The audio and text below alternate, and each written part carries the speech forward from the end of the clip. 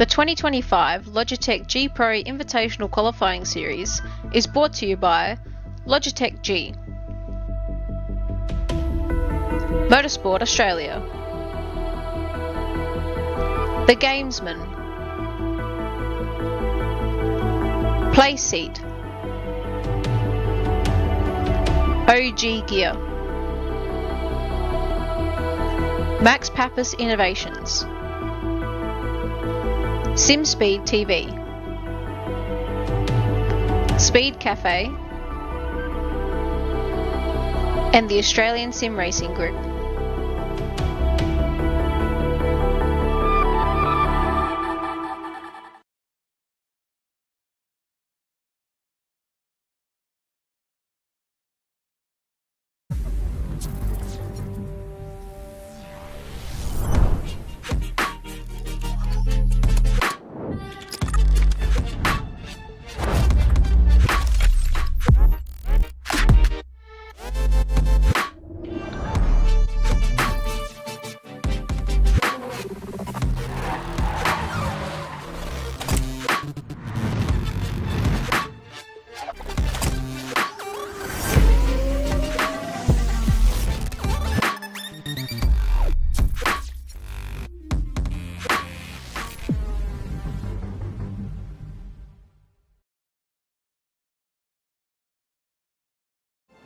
Weekend in, weekend out, Motorsport Australia officials are making waves.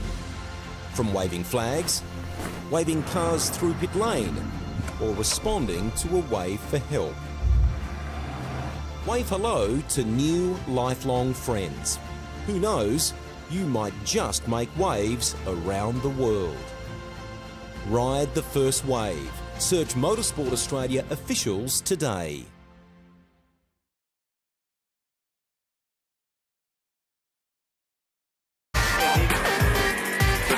Hi, I'm Brendan Leach, driver of the number 7 Audi R8 or MPC Audi Custom Racing. First impressions of OG Gear on the sim, fantastic. It feels really nice in your hands and doesn't gather up under your fingers. The sock, very breathable for me. I get sweaty feet when I'm on simulator. I know that's not the nicest thing to say. It has just the right amount of grip because your feet do just naturally move around on the pedals a little bit, and I like the way that they give you that freedom but also give you that stability that you need.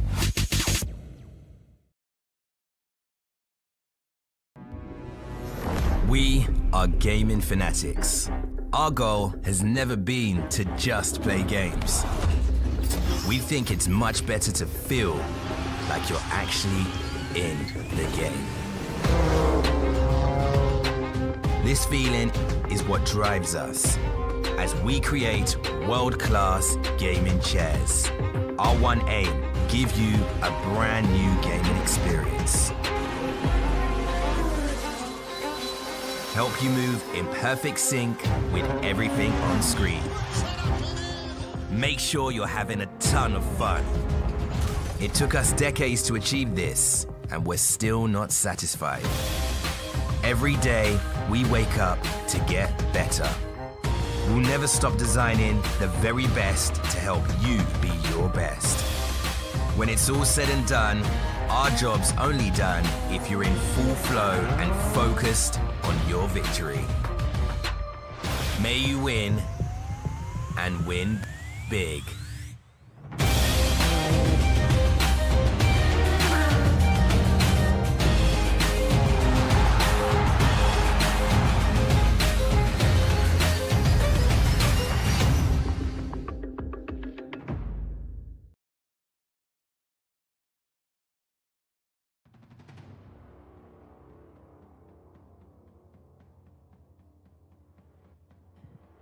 Three rounds down and only one remains, ladies and gentlemen. This is the 2025 Logitech V8 Pro Invitational Series, the qualifying rounds.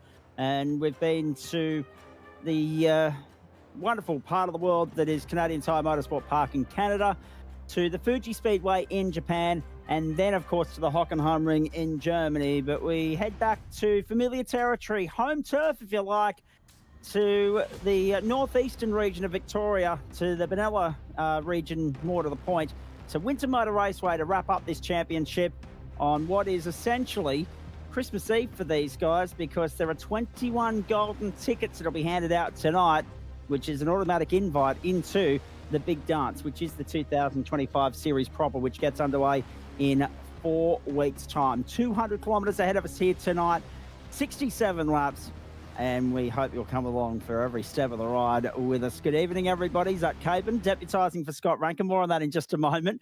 And, of course, Stephen Sandman Clark here alongside you in Central Commentary. Welcome to our coverage of what is going to be a fascinating night at the office. Sandman, we should point out, firstly, off the top, no, I am not Scott Rankin. Our fearless leader, our commentary team captain, if you like, has gone down for the count with some vocal cord infection.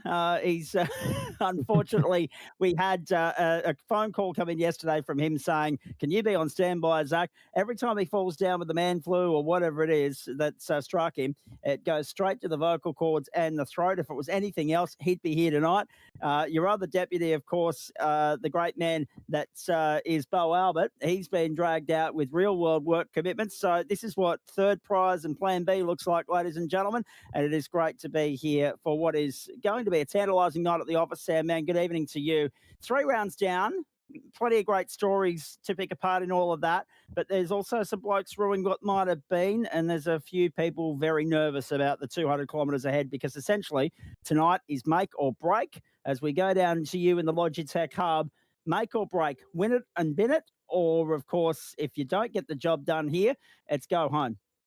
Absolutely. And good evening to you, Zach, and everyone, wherever you're watching around Australia and around the world. This is the final round of the qualifying series. You need to win, or there's people definitely in the points at the moment. You need to win just to make the grid for 2025. So there's some people sweating on tonight, and I don't know that too many people will be impressed. Imagine having everything on the line and having to come to Winton Motor Raceway, Kelly Country, to get the job done. This is not the easiest of tracks to pass around, is it, Zach? So there's some people that have really got their work cut out for them. And not only that, 67 laps, 200 kilometres around this joint. I don't care what car you're driving in. 67 laps around here will wear you out.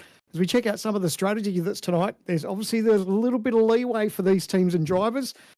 Each and every week we talk about fuel and how they're going to go coping with their fuel, manage their fuel, where they can save time in the pits. I think one of the biggest things we've got to worry about tonight is tyres and that left rear. A lot of people are struggling. The place is hot. Winton, it's either Winton's either hot or it's cold and rain. Today we've got hot, and the conditions, track temperature is rising, and I know there's a lot of people complaining about tyre wear. So people looking after the left rear, there's even been whispers of 3 stops. I mean, if that happens, who knows how that's going to play out. Obviously there's 2 mandatory pit stops, plenty of leeway in the strategy to play out, but it's all about tyres tonight. And then not only that, there's people that are sweating it out, and these are the drivers that are probably stressing the most. Anywhere from 16 to 25, any of these drivers know that wherever they are throughout this race, that could have a huge impact on what they're doing for 2025, whether they're taking part and testing for the season, or if they're sitting on the couch and watching back like we are, and how this season's going to play out. So there's a number of drivers in this list right here that are going to be sweating about tonight's results. And like we said just before, Winton Motor Raceway, I don't know if that's where I'd want to be heading to if it was all on the line for tonight. One thing that we touched on each and every week too is the safety car. The BMW Logitech G safety car has really played a part in the qualifying series. And I don't think tonight will be any different. Do you, Zach? We've seen it take part in every round so far, and it's been a bit of a game changer. But you reckon we'll see it tonight, Zach? Well, I think the probability would be 100%, Sam, man. Coming back to that with you in just a moment. Here's the lay of the land, ladies and gentlemen. This is the playground, the real estate for tonight, of course. 2 hours northeast of the Victorian capital, the sporting capital of the world. We find the nation's action track, Winton Motor Raceway. 12 turns, 3 kilometres clockwise the direction. 8 of those corners are to the right, just 4 to the left. But it's the points that Sam Mann alluded to a few moments ago, and what the boys alluded to in the podcast, which dropped on our platforms earlier today, that this is adequately and best described by the great Dick Johnson, the 3-time Bathurst champion, the 5-time Australian Touring Car champion. It's a clothesline at best. It is a narrow track. It is tight. It is technical. It doesn't necessarily lend itself to great overtaking opportunities. which means that it will be a grueling workout for anybody in this race tonight, least of all those that don't necessarily perform well in qualifying. Pictures coming in from the circuit now for you. 29 degrees the ambient, 54 the on-track temperature, partly cloudy conditions, 15% humidity and 2 kilometre an hour northerly winds. Sam, man, it's the only Australian circuit on the qualifying tour. You couldn't pick a more technical or challenging one than this, I wouldn't imagine. What interests me is your thoughts on how to go about your business tonight, because based on what you were saying there, that 16 to 25 area on the points table is cutthroat. And there's the lay of the land for tonight too, folks. The fuel tank capacity is restricted to 70%. There are 2 compulsory pit stops, 67 laps, 201 kilometres is the race distance, and it's on the nose, 201. And qualifying, because of the nature of the size of the field and the circuit, is going to be split into 2 groups of equal proportion and 15 minutes in length. I want to get your thoughts on a couple of things here, Sam, man. There's the championship standings. Firstly, Jacob O'Reilly, 500, Brenton Hobson, 490, Matthew Bowler on 466 points. What you see there too, folks, are 3 different teams in the top 3. 460 for Sebastian Vandel, and then Andre Youssef, 438. Brian Borg for Racecraft Simulations on 436, just 4 points clear of Hayden Veld. Wayne Burke, who was unlucky, of course, picking up a 30-second penalty, and that was one that snatched victory out of his grasp in Canada at Canadian Tire Motorsport Park a few weeks ago. Damon Woods in 9th place, 416, and Dylan O'Shea, 400. Based on what Sandman's been saying in the pre-race here, those 10, they're here just to go through the motions and secure that golden ticket. It's where it gets interesting is here. The guys that are on the bubble, Lachlan Capel down to Christopher Island. Poor qualifying, getting involved in an incident, picking up a penalty, getting caught up in, getting boxed in a matter of speaking, Sam, man. All those different factors are probable tonight and possible. Safety car probability 100% based on what we've seen in the previous 3 rounds as well. Those guys will be sweating bricks for the next couple of hours, I'd imagine. Absolutely. And when you talk about safety car, the thing that makes me think about how that's going to make an appearance tonight is probably desperation. And it may come from the people that we're looking at on screen right now. They know that they're on the bubble and they need to make every point count. And like you said, when we come to Winton, you almost get a feel where it's almost a single file racetrack, isn't it? In some parts, it's very difficult to overtake. So for these drivers and teams, their preparation had to start last week. If they were on the bubble and they haven't got their stuff sorted out tonight, I mean, they're in trouble, because it's not one of the easiest racetracks on the circuit. But knowing what's on the line and knowing that they have to perform tonight, that's key. So I'm hoping that a lot of these drivers that are on the bubble really have a decent car and maybe a bit of racing luck as well to go their way. And for a variety of different reasons, there are a few drivers that are in that field of 10 there that we've just highlighted that you wouldn't necessarily expect to be there. All being fair and equal, circumstances just haven't exactly fallen their way throughout the first 3 weeks. And there's also a few names missing from the grid tonight too, ladies and gentlemen. We should point out no Damon Mulqueen, no Richie Stenaway or Andre Heimgartner, no Ryan Bettis, no Greg Favell, no Rain Campbell, no Tom Freer. My thoughts with Rain Campbell, at least, is that he's a name that I would underline as one that we might see in the Logitech Pro Invitational Series. Oh, we believe he's just actually came into the server. Yes, just arrived, just as we've gone on air. So that's news that's coming into my ear. There he is on screen in the Blackout OPR Ford Mustang. I was going to say, whether he makes the cut tonight or not, there's a guy that I'm underlining as one to watch when we go into GT3 mode in 30 days' time. More on that at the end of the broadcast as well. Risk versus reward, Sam, man. Let's talk about that. I think about Hyundai Excels, Formula V, Mazda MX-5s as 3 cars where you could invent almost overtaking opportunities at any corner on this racetrack. Supercars, absolutely no way in hell. You're going to have to get the elbows out. You're going to have to get dirty, but you run the risk if you get a little bit too aggressive, wearing the wrath of race control, which could inadvertently also bring your charge undone as a consequence. So for the guys on the bubble, there's a degree of, aggressiveness that they've got to apply to tonight. There's a degree of win it or bin it, but also they've got to do it in a way that is fair and equal above the line as far as the rules and the line of the law are concerned.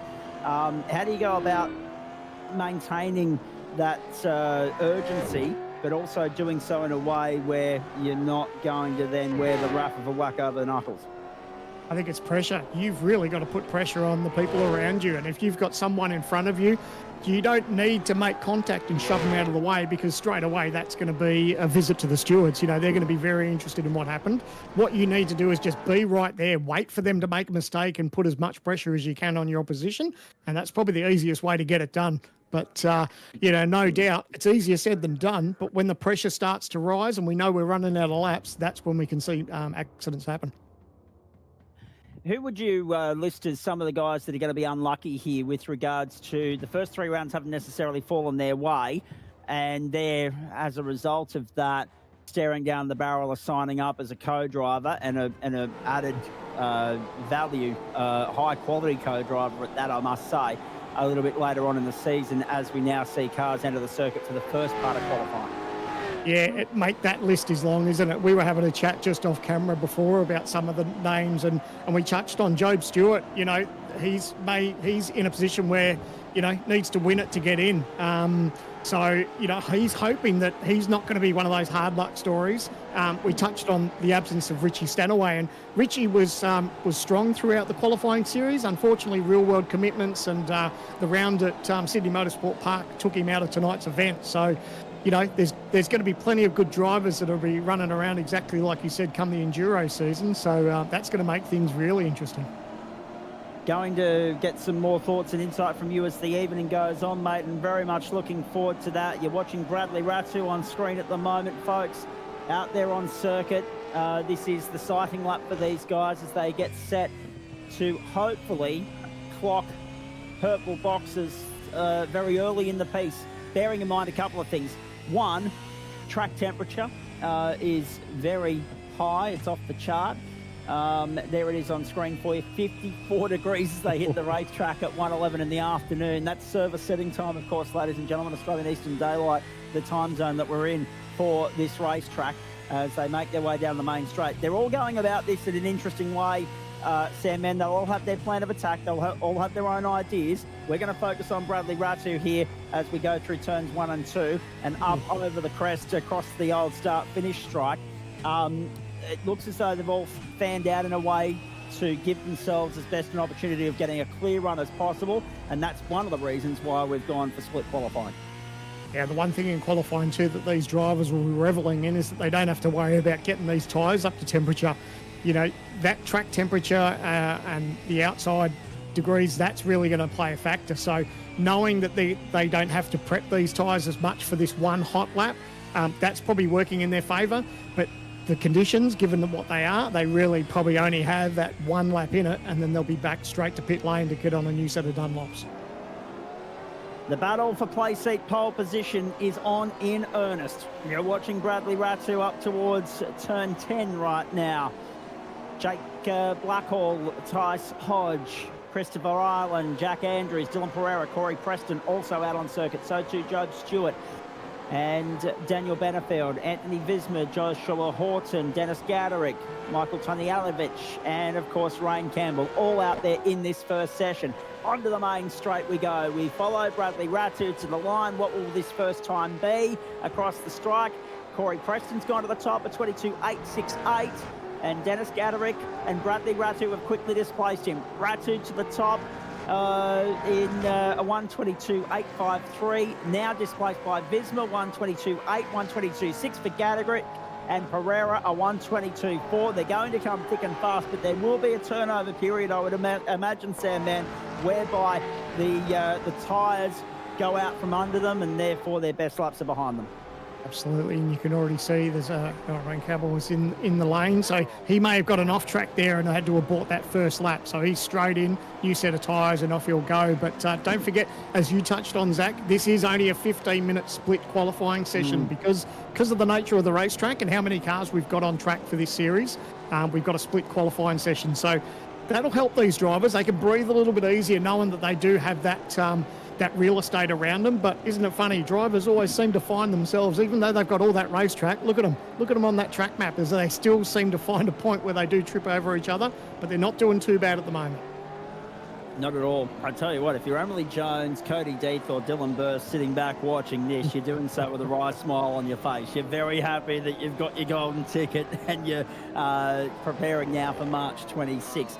The rest of them have got 21 tickets to fight for over the course of the next 2 hours. We're going to bring you every step of the ride here, ladies and gentlemen, and we're very excited to be doing so on the platforms of the Australian Sim Racing Group and also SimSpeed TV. To pit lane we go. This is Job Stewart, and he needs a good showing tonight. If he doesn't get that golden ticket by virtue of a race win, it's curtains. Yeah, and he'll be feeling good about that. When you can do that first run, even though everyone's just basically done their first lap, if you can do your first run and top the timesheets, that puts you in good stead because you've done a half decent job, and now the pressure's off you a little bit. Although the time is ticking away on him, he knows at least he's done a half decent job and he can go out and have a good hard crack at that second run. So if the winner tonight, ladies and gentlemen, just to fill in the gap for you, if you're new to the series or you haven't been able to join us for the first 3 rounds, if the winner tonight comes from outside the top 21, it's the top 20 on points that go through. If the winner from tonight comes from within that top 20 on points coming into this round, it's the top 21. That'll progress beyond tonight and join the field for what is arguably Australia's best premier V8 Supercar Sim Racing Series on the iRacing platform at this current point in time. There is Ryan Campbell back out on circuit. Take 2 for him. What can he muster up as he gets it a little bit squirrely coming into the back end of the circuit, affectionately known as cleavage? Turn 7, 8, and 9 around the tree at 8. And it's going to be interesting to see where he emerges in the fold here, Sam, man, because qualifying is going to be, I feel, such a telling part of the narrative tonight because of all those factors that we've just spoken about with regards to the degree of difficulty associated with overtaking. How far back in this field do you feel is too far back to be a race-winning contender? Oh, mate, that's a tough call, isn't it? Because we've had so many variables thrown at us just in these first opening 3 rounds, and the safety car's been a big factor of that. Some people just getting their strategy wrong and getting caught out by the rule book, where there've been people where, you think that they're a shoo-in and they're in the top 5, and then their night's gone pear-shaped, and then vice versa. There's been people sort of outside the top 20 and they've managed to salvage a decent result. So as much as I'd love to give you an answer, I think that's too tough to call. All right, fair enough. I don't mind a little bit of fence sitting this early in the evening, but I will ask you for a race tip a little bit later on. Job Stewart, Dylan Pereira, and Dennis Gatter at the top 3 in the early stages of the qualifying here. But this is only part 1, of course. These guys will be flagged down at the 20-minute mark. There'll be a little 5-minute interlude before we get part 2 underway. As you can see, the clock says 27 and 38 seconds to go at this point. So that'll take us up to 8:35 Eastern Daylight Time. Green flag expected 8:45 Eastern Daylight Time tonight. 67 laps, 200 kilometres, 200 championship points on the line here as well.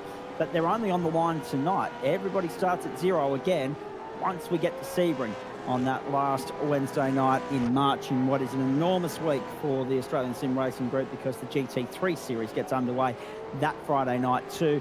The final night of pre-qualifying already underway for that. So stay across the platforms of the Australian Sim Racing Group.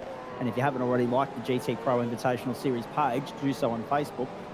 All results will be dropping there tomorrow afternoon. Dylan Pereira to the start-finish line this time by Job Stewart's the benchmark at the moment, 1:22.422, 100th of a second past Pereira at this point. Pereira trying to go through and does, improves, puts a 10th of a second on Job Stewart. Displaces Job in the 35. The 61's gone top. Dennis Gaderick, also in a must-win situation, has gone 3rd in this opening stage of qualifying. Michael Talianic is 4th and Josh Horton 5th. And there's .456 covering the top 5 at the moment, which is a surprisingly big margin as Job Stewart wedges himself in between Dylan Pereira and Dennis Gaderick at this point. Yeah, and look, we're talking, what is this? This is probably lap 2 for most of these guys that have having a red hot go now. And what are we, just on 6 minutes to go in this session for the first group of qualifying. So they really need to think about how their lap's gone out, and it's back to pit lane and have probably one more red hot go at it, because we're slowly running out of time for these drivers.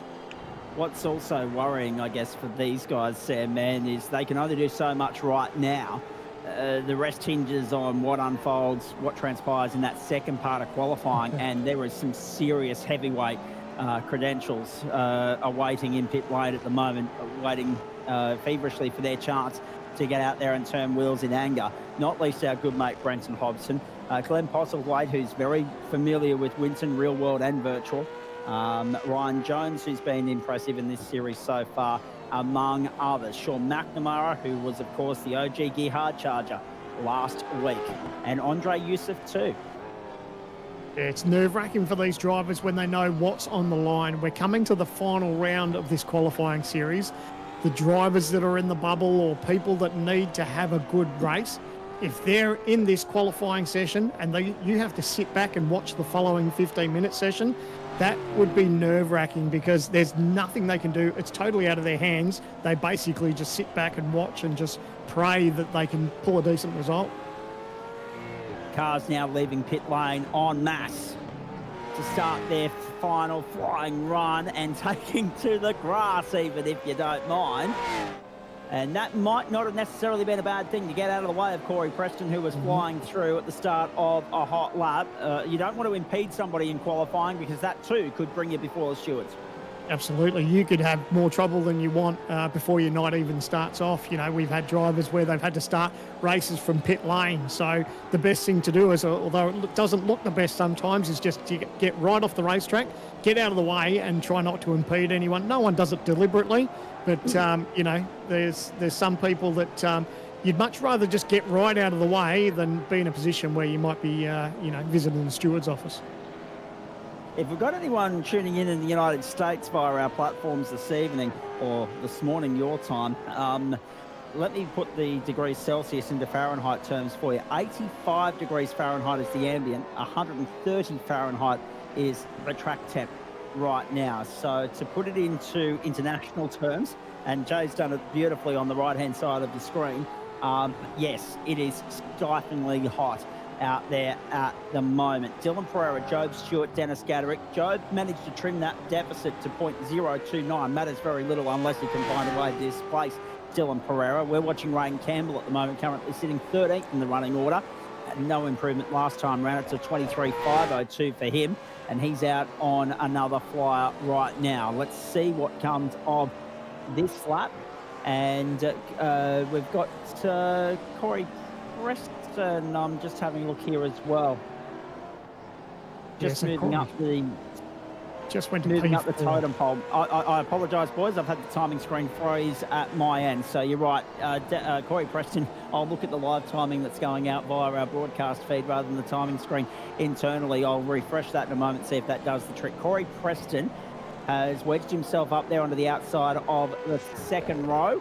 And that's, of course, provisionally 0.291 off the pace. Talianic now back to 5th and Horton is 6th, and Blackhall into 7th. Visma, Hodge and Ratu, who was one of the early pace setters, has slotted back into the outside of the 5th row provisionally at this point. There is just 2.25 minutes before this session will be flagged. Yeah, a lot of these drivers now know that it's they really need to shine now because there's not enough time to finish this hot lap, get back to pit lane. It'd be very, very close as far as trying to make another lap and getting it done. But I think these drivers now either finish their lap and get on with it or make a quick dart to pit lane if things haven't gone right. And you can see actually in the background there are a number of drivers that are actually doing that. They're going to put on a set of tyres, abort that lap and try to quickly get out and around and see if they can sneak one more in. Quickly, Pereira, Stewart, Gaderick, Preston, Talianic, Horton and Campbell are all on pit road at the moment. We go and pick up Tice Hodge at the moment. Jake Blackhall's just slotted up into the top 5. Displaced Michael Talianic. Blackhall to 5th in car 97 and 0.341 off the pace. Really, you want to be in the top 10 here tonight. You do not want to be trying to make your way through this field from 20th or beyond. It just gets harder the more traffic you've got to contend with as the evening plays out. And that is Tice Hodge in car number 85 on screen at the moment, going through the 7, 8 and 9 section, the long sweeping hairpins right, left and right. And now on the run up to where the old circuit and the new circuit collide. The old circuit continues on straight. The new circuit, the extension of the configuration, which came in the late 90s, heads left up the back straight to turn 11. Last gasp effort here, boys. 33 seconds on the clock. So if you get back to the strike in the next 30 seconds, go and have another lap. And Hodge might need that after a little mistake going into 11. No, he's bailed out of it altogether. Yeah, he had a moment there under brake, so he's aborted that. And with 20 seconds on the clock, that's his session over. So we check Jack Andrews on screen too. He's now having a red hot go. He's on his last lap. And that's where a lot of these drivers are at now. If they haven't been able to make anything of it now, it's pretty much too late. You're going to head back to pit lane and you're going to become a bit of a spectator for the next session. Indeed you are. And there's absolutely nothing you can do. Everything for that next 15 minutes is beyond your control. You are literally waiting to see what your opponents around you can muster up, and then planning your night, your strategy for the next 67 laps rather, around that. As we see Jack Andrews now in the 092 coming to the start-finish strike, and it wasn't the cleanest run into the final corner. Down the main straight he'll go across the start-finish line, hoping to improve on 14th. I'm not sure he's going to be able to. Across the line he goes, 123.643, marginally slower than his best of 123.618. And we pick up Job Stewart now, looking to displace Dylan Pereira. Yeah, I think he'd be quite happy with the way his session's gone. He's P2 at the moment. He's only a whisker off pole. When I say pole, there's still another 15-minute session, but that's what he needs. He needs to be at the pointy end, because if he was about 10th or 15th, then there's a good chance that would possibly turn into 20th or 30th. So he'd be breathing a sigh of relief, and he's still trying to get the job done here to see if he can maybe knock off Dylan. But I think he'll be grateful for where he's at now, and probably can just sit back and breathe a little easy come the next 15-minute session. Job Stewart, turn 11. The exit. He's aborted. Not great. He bails out of it. So Stewart's run is done, and that was a very messy entry into pit lane. You'd rather that now in qualifying. Get that out of your system. You do not want to be mucking up the entry to pit lane during race conditions. Not only will race control view it in favourably, but so too will the iRacing server internally. We've seen pit lane entry penalties trip a few people up so far this season, Sam. Yeah, absolutely. Thankfully, though, the session was over for him. Didn't end up in the fence, and lives to fight another day. And now he plays spectator.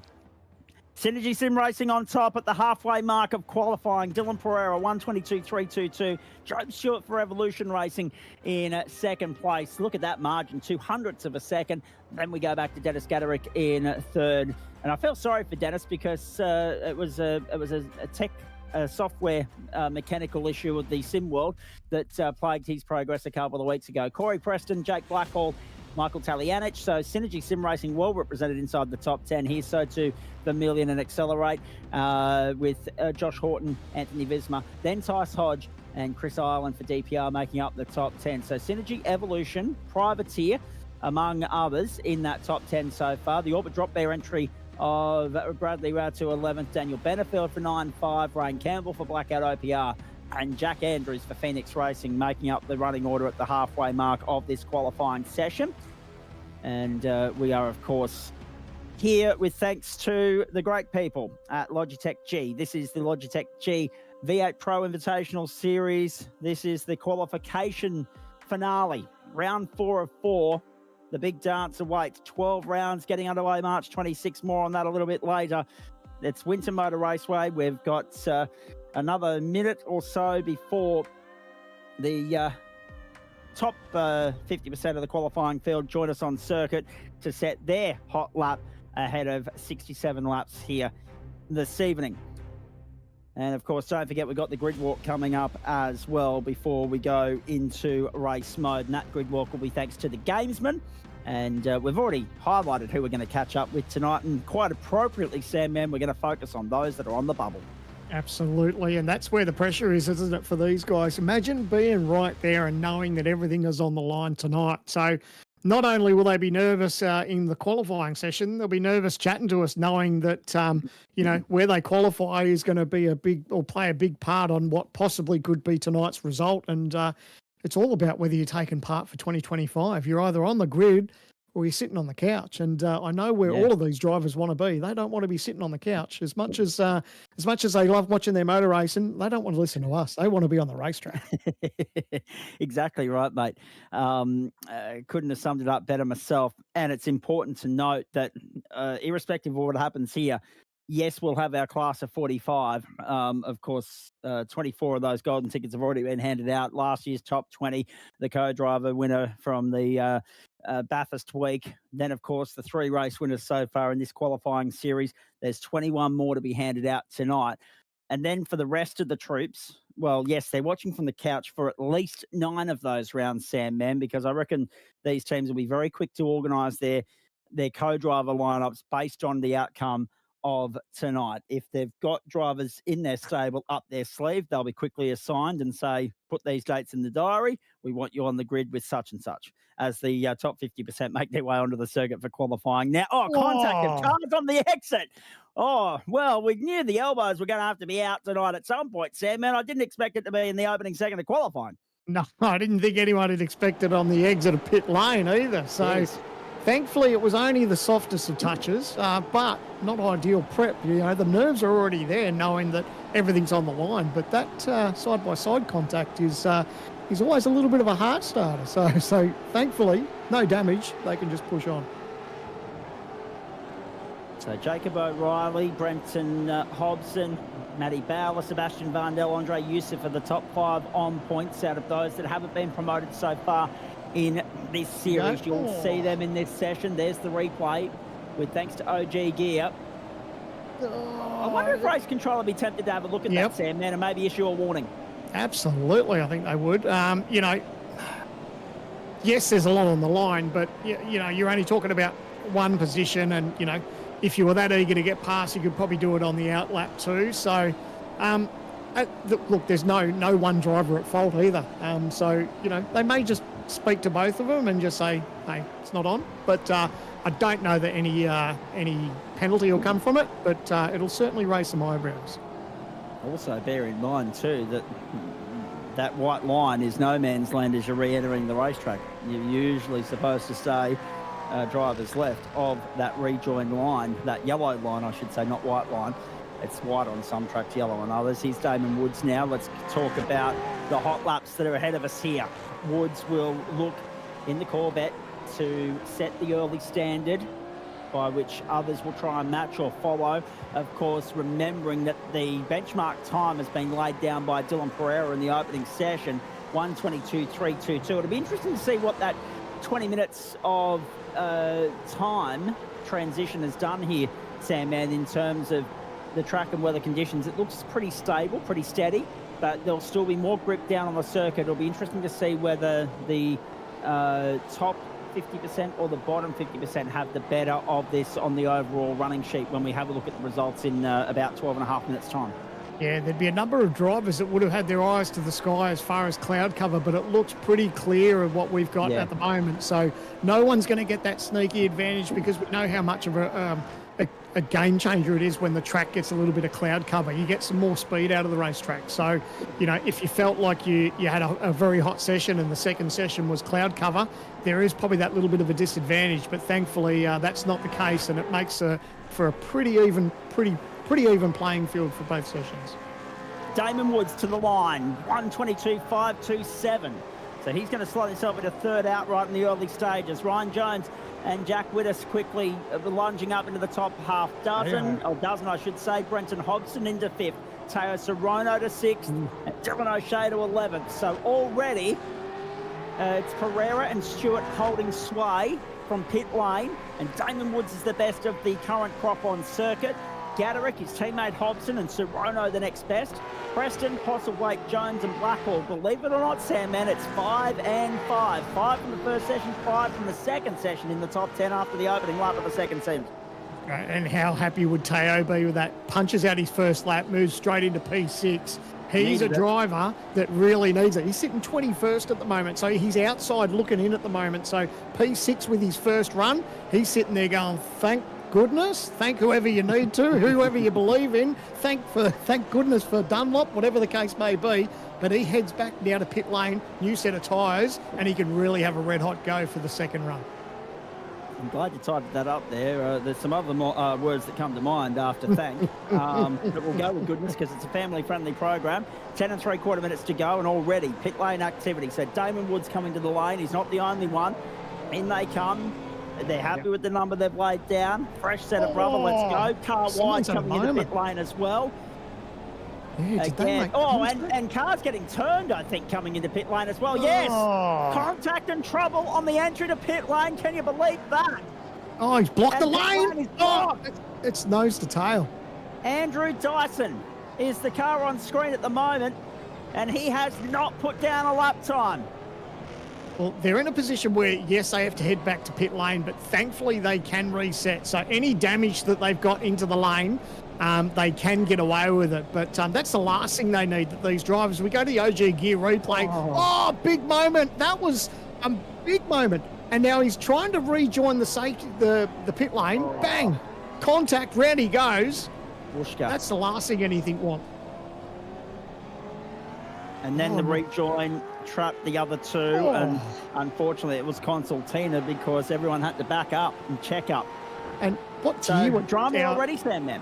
Yeah, our trusty man behind the scenes, Jay's just said that those are the two drivers that came together on pit exit as this session went green. So how's that for a little bit of juicy?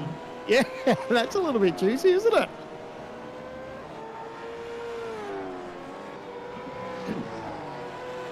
Oh, Brady Baldwin. So there's a bit of breaking news here, and it'll most likely pop up on your screen, folks. Feeding on pit exit penalty for Brady Baldwin. So he'll wear the wrath of the race control officials and stewards as a result of that, and it's a black flag for him.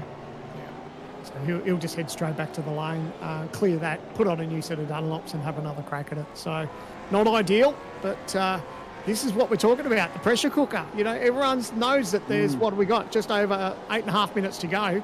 And yeah, so far, as we see the man on screen, Teo, he's licking his lips at the moment, P6. And it's amazing, Sam, man. On a night like this, you can feel the pressure, you can feel the intensity, you can cut the tension with the knife. All those superlatives and phrases and expressions and figures of speech come to mind, but the reality is never before have the little 1%ers that make or break it become so important.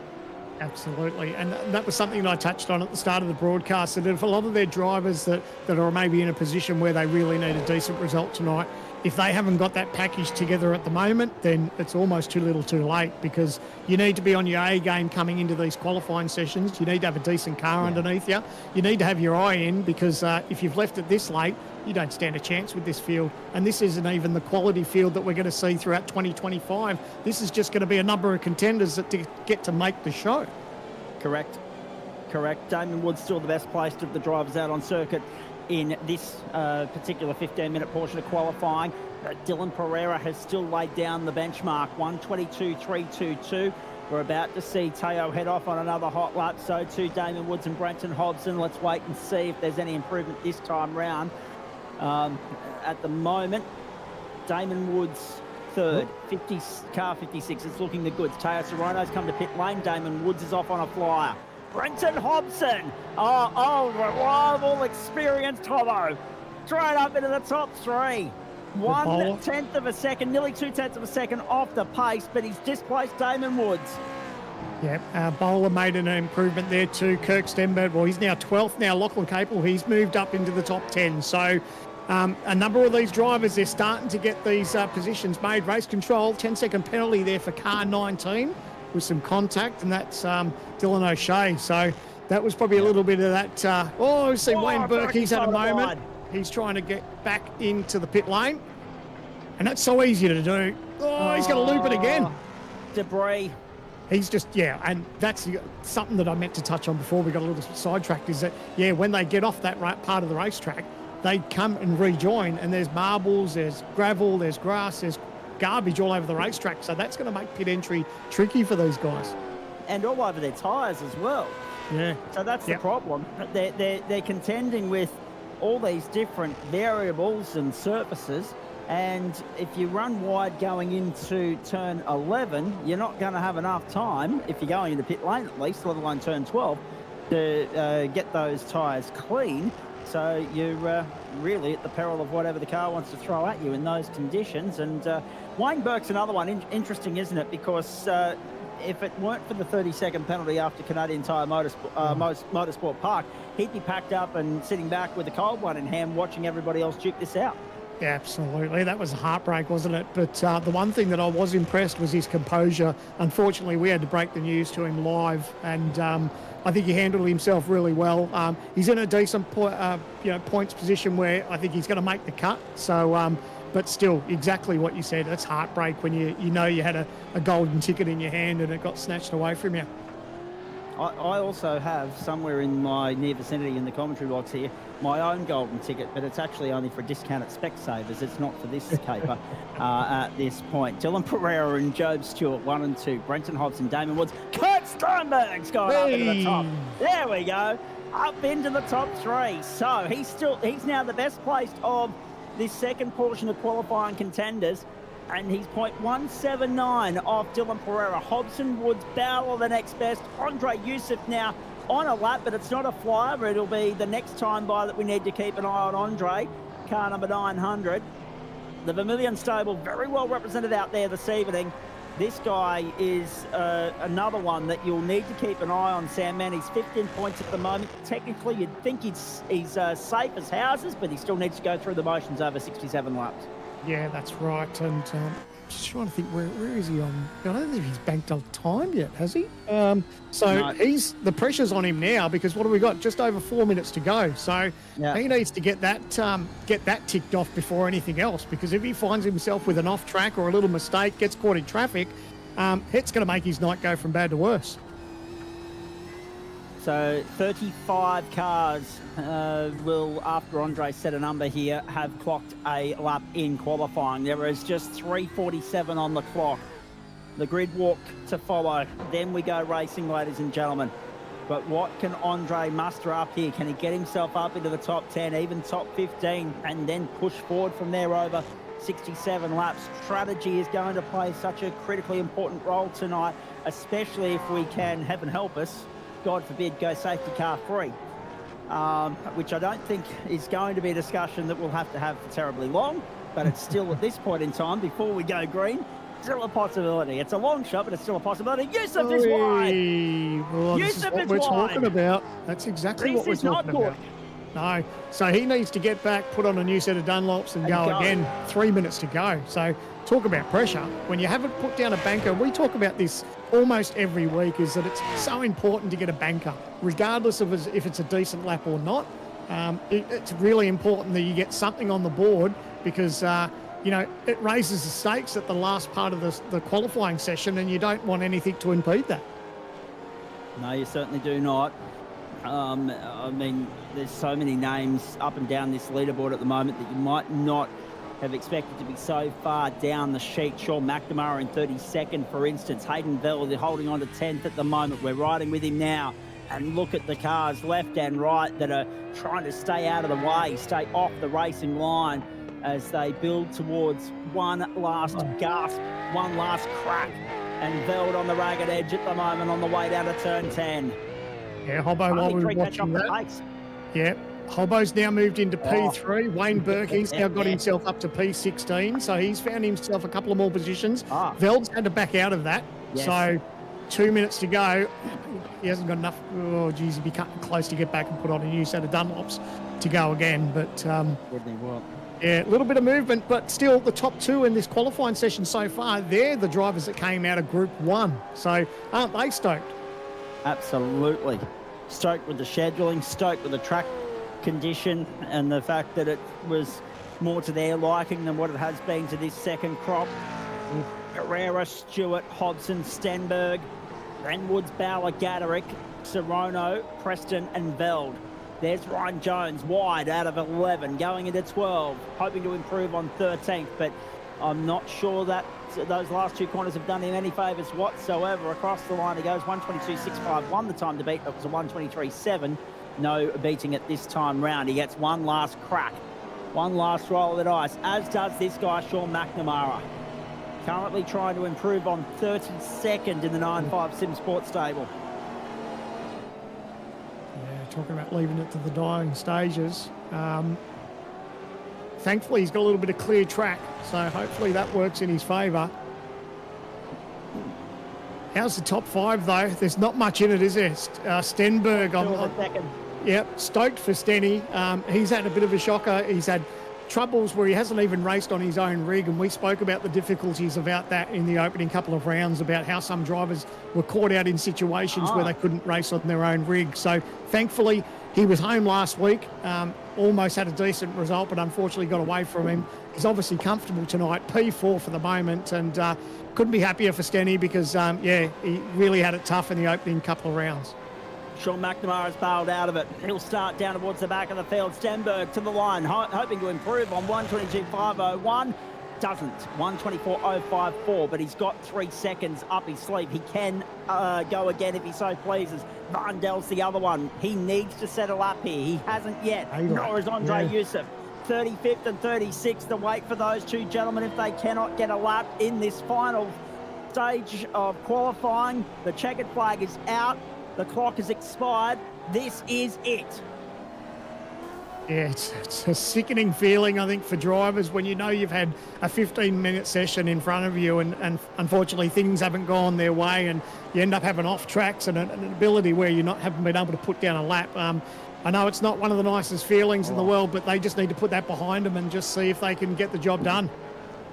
Andre Youssef, 1:23.045. Vandel coming round onto the main straight now. Youssef's only gone 33rd. That was a tank slapper and a half of Vandel.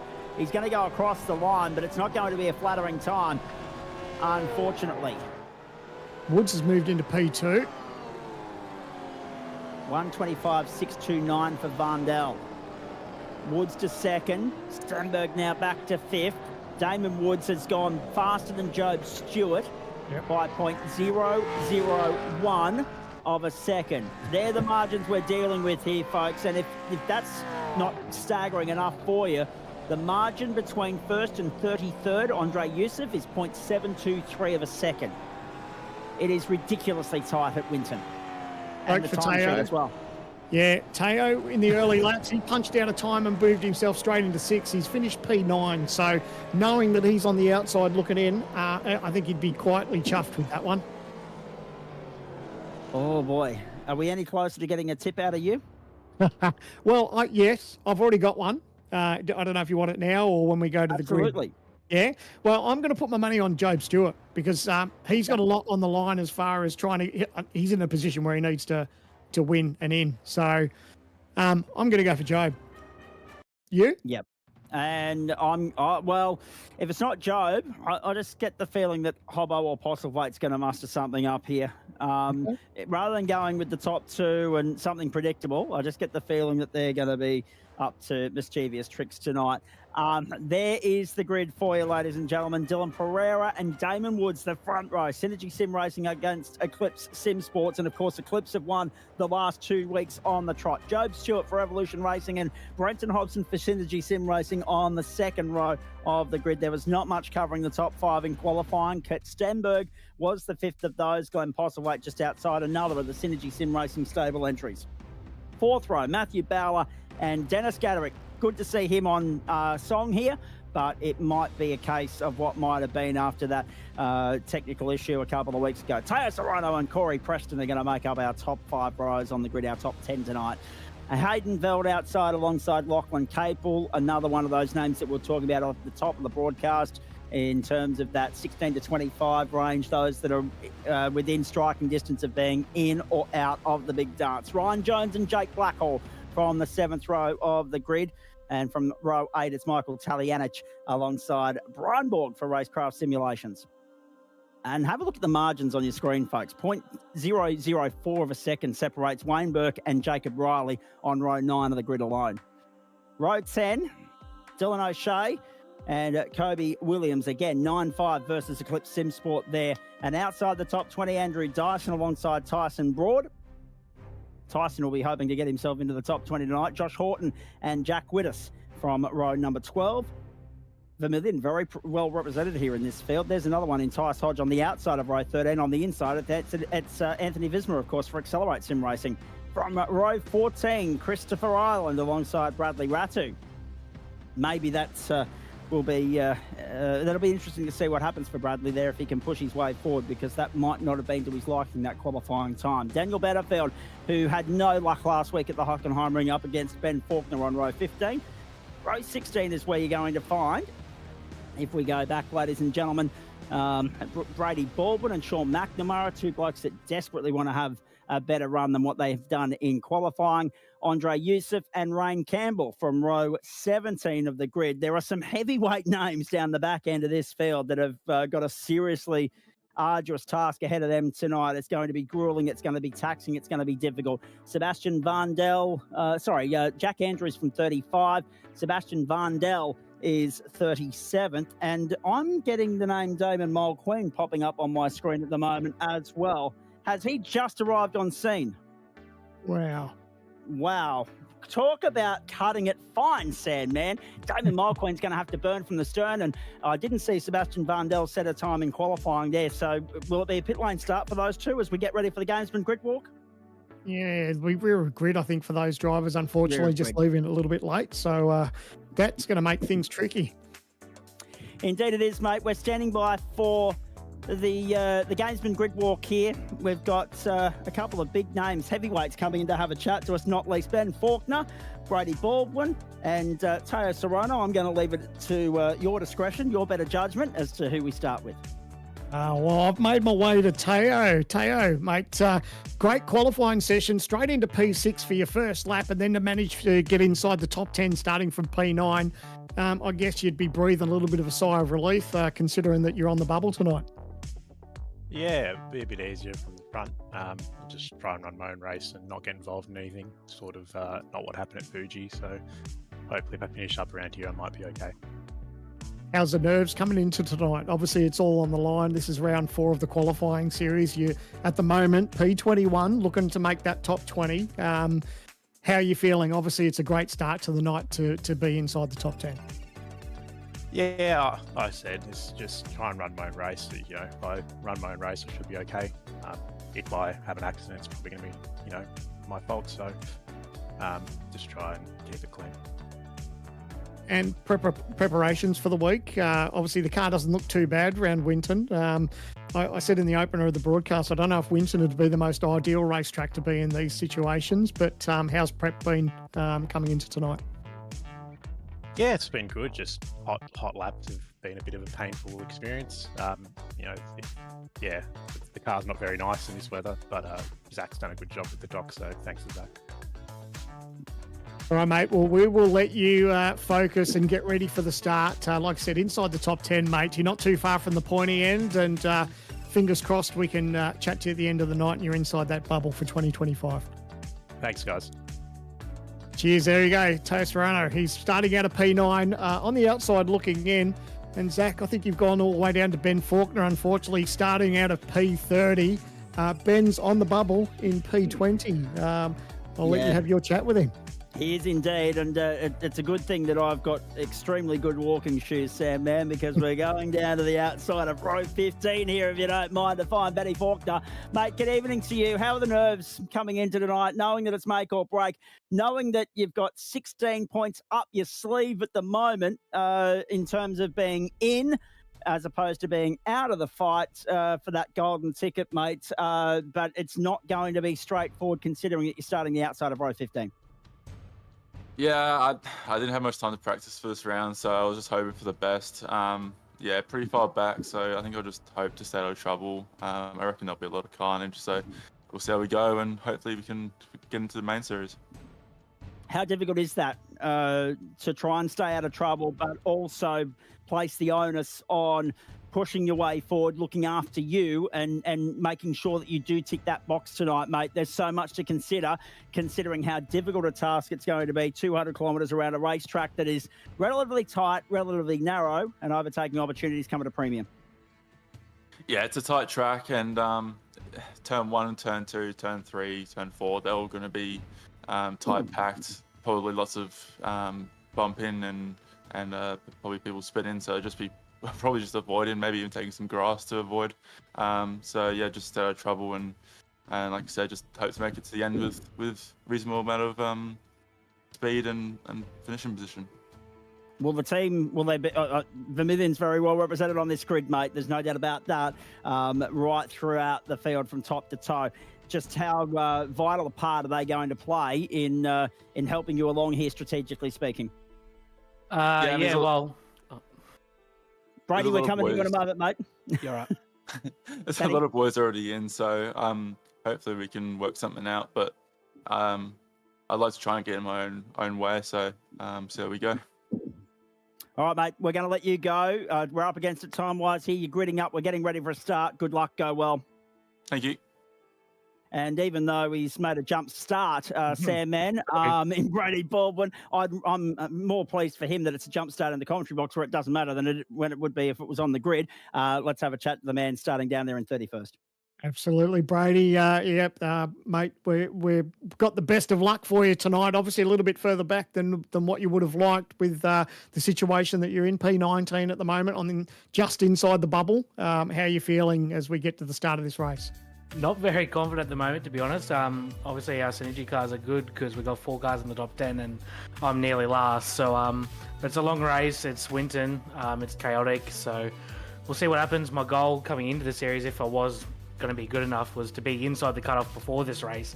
And we are. It's a bit better of a buffer than what I had last year. I was 20th and a lot closer of a gap. So, look, I'll probably overthink it too much during the race, but we'll see what happens. And whatever happens after the race happens. If I make it in, cool. If we don't, is what it is.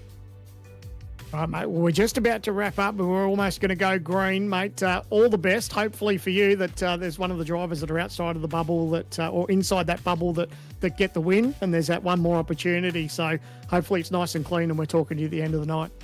Yeah, thank you. I do like Job Stewart, but I hope he doesn't win tonight because it affects me a little bit. So no ill wishes against Joe, but hopefully one of our guys can get the win tonight. And have a good call, guys. Sorry for interrupting earlier, but have a good call. Not at all, mate. It's been good to talk to you. All the best. We'll be cheering for you, buddy. Thanks, Sam. Appreciate it. Oh, have a look at the very nicely placed sign writing of the sponsor's product, ladies and gentlemen. Logitech. We are gearing up for a start here. 67 laps ahead of us, 201 kilometres. The 4th and final round of qualifying. It's like the pre-season grand final. It's Christmas Eve for 21 of these guys, except Christmas Day doesn't come for a month. They're the permutations that are on the line. We've been through the form guide. We've picked it to pieces. What awaits now is a venture into the unknown. We just don't know what to expect over the course of the next 67 laps. Strap in, buckle up, hold on tight, ladies and gentlemen. Come along for the ride. The 4th and final round of the Logitech V8 Pro Invitational Series from Winton Motor Raceway. We're in the starters' hands. Dylan Pereira, Damon Woods, front row, Job Stewart and Brenton Hobson from the second row, and then Kurt Stenberg and Glenn Postlethwaite from row number 3. Set for a start, ropes rise, cars roar, let's go! Beautiful start off the line from the outside, and look at them, 4 wide. Try to avoid a stalled car on the run towards turn 1. Damon Woods, Dylan Pereira, Job Stewart getting up on the inside early on to go to second, and Hobbo's already up to third. Dylan Pereira, the one hung out to dry on the opening lap as they sort themselves out. Single file the first half dozen. Ryan Jones and Lachlan Capel side by side going up to turn 4 for the first time. Yeah, the elbows are out a little bit further. There's a car off the racetrack there, off into the gravel, so that's going to be a rejoin there. Jacob O'Reilly's got his work cut up for him. He's almost going to go to dead last. Someone stalled on the back of the grid there and fell back to dead motherless last, but now everyone's just trying to ease their way around this racetrack. We touched on how important tyres are going to be here, but how's the start for Job Stewart straight into P2? Great start for Stewart. A good start for Brenton Hobson. The bad run of luck continues for Daniel Benefield. He was the one that stalled. I believe he's been able to get going, but there they are, boxed down the bottom of the order as we pick up further afield Ben Faulkner. And now we go back to our leaders. Job Stewart all over the back of Damon Woods on the run down to 11 for the first time. Benefield unfortunately went nowhere. It's been a jump start by the looks of it. And then he stalled. Wow. lucky not to get drilled, but you can see the car just leaked a little bit. So, yeah, he may be in the hands of race control. So, with that jump start, so it's like it adds insult to injury. You jump start, you stall the car, and then you're dead last. When it rains, it pours. You mentioned earlier, Sam, man, the importance of racing here at Winton, and there's only 2 seasons. It's summer and winter. It's either freezing cold or extremely warm, with occasional amounts of rain thrown in for good measure. There's no in between. Benefield transiting the pit lane now. His aspirations of being in the Pro Series for the V8s dashed, but he'll be one to watch when we go GT3 racing, mark my words. Through the back of the circuit for the second time, we pick up Damon Woods, Job Stewart, Brenton Hobson and Dylan Pereira, the top 4. Hobbo, he's always there, isn't he? And he always undersells his own potential and credentials here. He is one of the stalwarts of the caper, also involved behind the scenes with everything that we're doing here at the Australian Sim Racing Group. We ride on board with him now in every sense of the word, both on the full screen and in the mini screen on the right-hand side for Synergy Sim Racing in the Corvette, in the Chevrolet Camaro, I should say. Corvette, of course, their GT offering, as they make their way down the back straight for the second time. So Damon Woods, Job Stewart, Brenton Hobson, Dylan Pereira, Glenn Postlethwaite, the top 5. Hobbo a little bit wide coming out of turn 11, and Job Stewart ranging up onto the back of Damon Woods as we come across the line. Also keep an eye on that right-hand side of your screen tonight, folks, because that'll be the live championship standings update for you as to who's on the cusp, who's in and who's out. Yeah, well, look at how much it changes too. We see Kirk Stenberg 16th at the moment coming into tonight. Oh, is that Hobbo? Who was it? Hobson's gone into the wall. Wow. Well, he's had a moment just coming out of the exit there of the turn, and he's lost it. He's got damage to the front end of that car.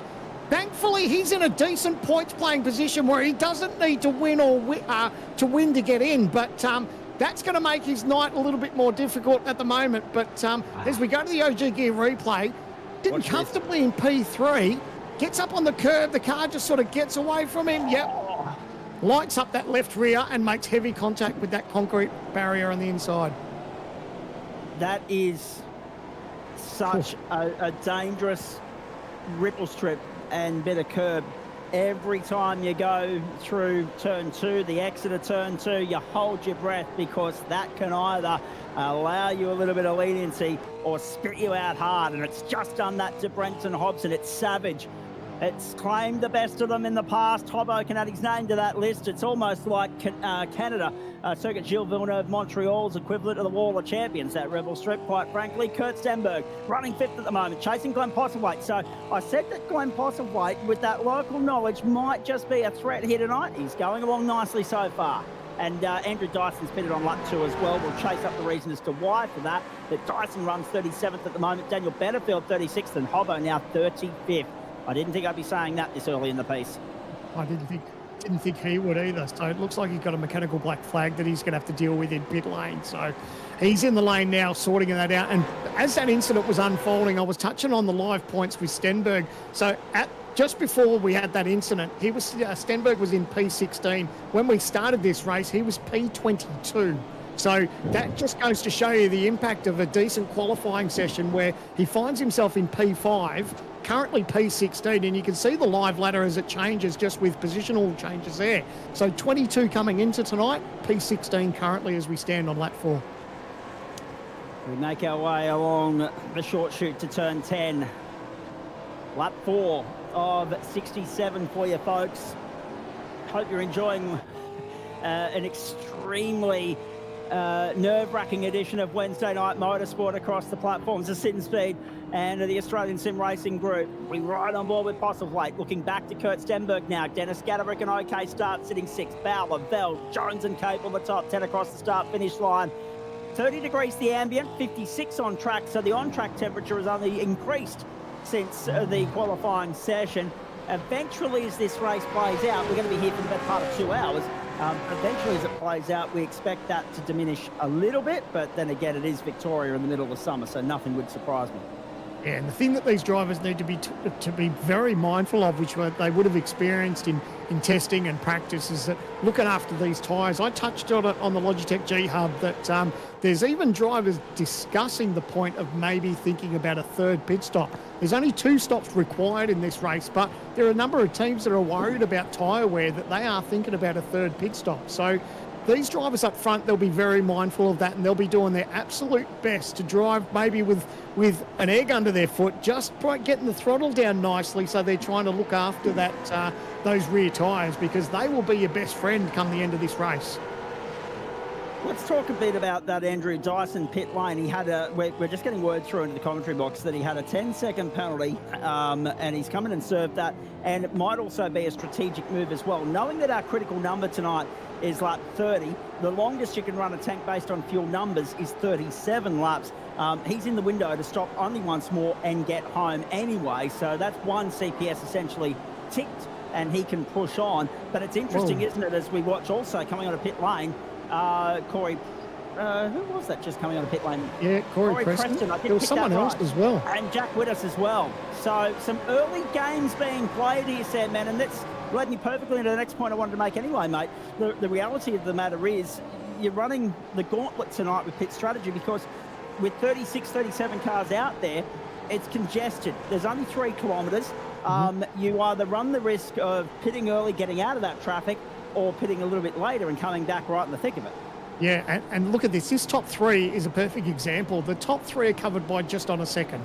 Then there's a gap of almost 2 seconds back to Glenn Postlethwaite in P4. So with this field starting to spread out, if you find yourself in a position where you're not really gaining anything, then take that early pit stop strategy. That was something that we touched on again in the G Hub as well, that there is a little bit of a situation where you can have an early stop, an even stop, or a late stop. And we're hearing that there may be an engine drama for Benefield in the OGQ replay. Oh, no. That was on a downshift. The bloke cannot take a trick. We're staying green, though, because he's been able to get it back to pit lane. He's got it off the road and out of harm's way. Daniel Benefield's night is done. His qualifying aspirations dashed, as I mentioned earlier, but they were dashed last week at the Hockenheim Ring. He's the first retirement of the night at Winton, but because he got it off the line of the racetrack, got it out of harm's way, we stay green, and that's good news for all and sundry. John Stewart still hustling Damon Woods. Yeah, he's really putting this, and we were talking about this earlier, you know, he said, how are these drivers going to get a pass done? They don't have to do anything silly and stick the nose up the inside. What you want to do is apply that pressure to the driver in front, let them make a mistake, and then it becomes so much easier for you. You don't have any altercations with the stewards, you don't get any car damage, and if they make that little bit of whoopsie, you can just drive on right by. Indeed you can. We're riding on board with Dylan O'Shea at the moment in 17th place. We keep our eyes, of course, on that 15 through 25 in the championship with regards to the bubble, who's in and who's out. Dylan O'Shea sitting there 17th at the moment, giving the car in front a big hurry up. That's Jake Blackall. Ambitious move. Hard-fought move, not yet pulled off and executed, because Blackall up the inside running on the run back up to turn 10, but he's yielded. So that's nicely done from Dylan O'Shea up to 16th. Next target, Blindborg. That was brilliant, and we were riding on board as he was setting him up for that move, and you could just see that he positioned that car, he had a nice run, made that move up the inside, and of course it takes 2 to tango. They gave each other plenty of room. They know it's only lap 7, and you know, they can push on. There's nothing to lose. There's nothing to gain here, I should say, when you start fighting each other in the earlier laps of one of these races. Wayne Berger up to 13th already, having an okay run. So far safe from elimination if he stays there. He's 8th in the standings. There we go, right up on the inside, right on cue, up to 12th by Michael Talianich. Kirby Williams might want a piece of that as well. Side by side through turn 4, very nicely done. See, this is the thing, isn't it? We can sit here, Sam, and talk about the guys that are at the risk of being eliminated and how they've got to attack it in either aggressive or defensive nature. The guys that are safe in our mathematical equations here, it hasn't stopped them from playing it safe here. They are still elbows out. It just goes to show that once the gloves are off, it's on in earnest. Right, and in all due respect, they couldn't give a rat's about anyone else's championship. If they know that they're inside it, then they're going to race as hard as they need to because they know that they've really got nothing to lose. It's the drivers around them that have to worry about what they can gain. So position number 21 in our championship picture at the moment. There's Dylan Pereira, actually, P number 3 in the race here. Now, Pereira in our points equation is 29, 212 points. So that would rocket him up to 21st on corrected standings at the end of the night. That's huge. 12 points outside. So if something goes wrong for a Dyson or a Faulkner, or if he can push his way forward and get those next 2 spots, who knows? Pereira might just race his way in from what was 29th going into this round, Sam, man. So we talk about 16 to 25 all we like, and 29th is saying, well, don't forget about me. Absolutely, and how chuffed would he be? He's obviously at a point of the race where you can't afford to get yourself too excited. He's in a great spot. He's got absolutely zero pressure from behind. He's watching the 2 guys up front, and he knows at the moment that he's there or thereabouts for the bubble. So still a lot to play out, but very good mindset for the moment for Dylan. Is that Lachlan over the moment? Wide, going into the cleavage.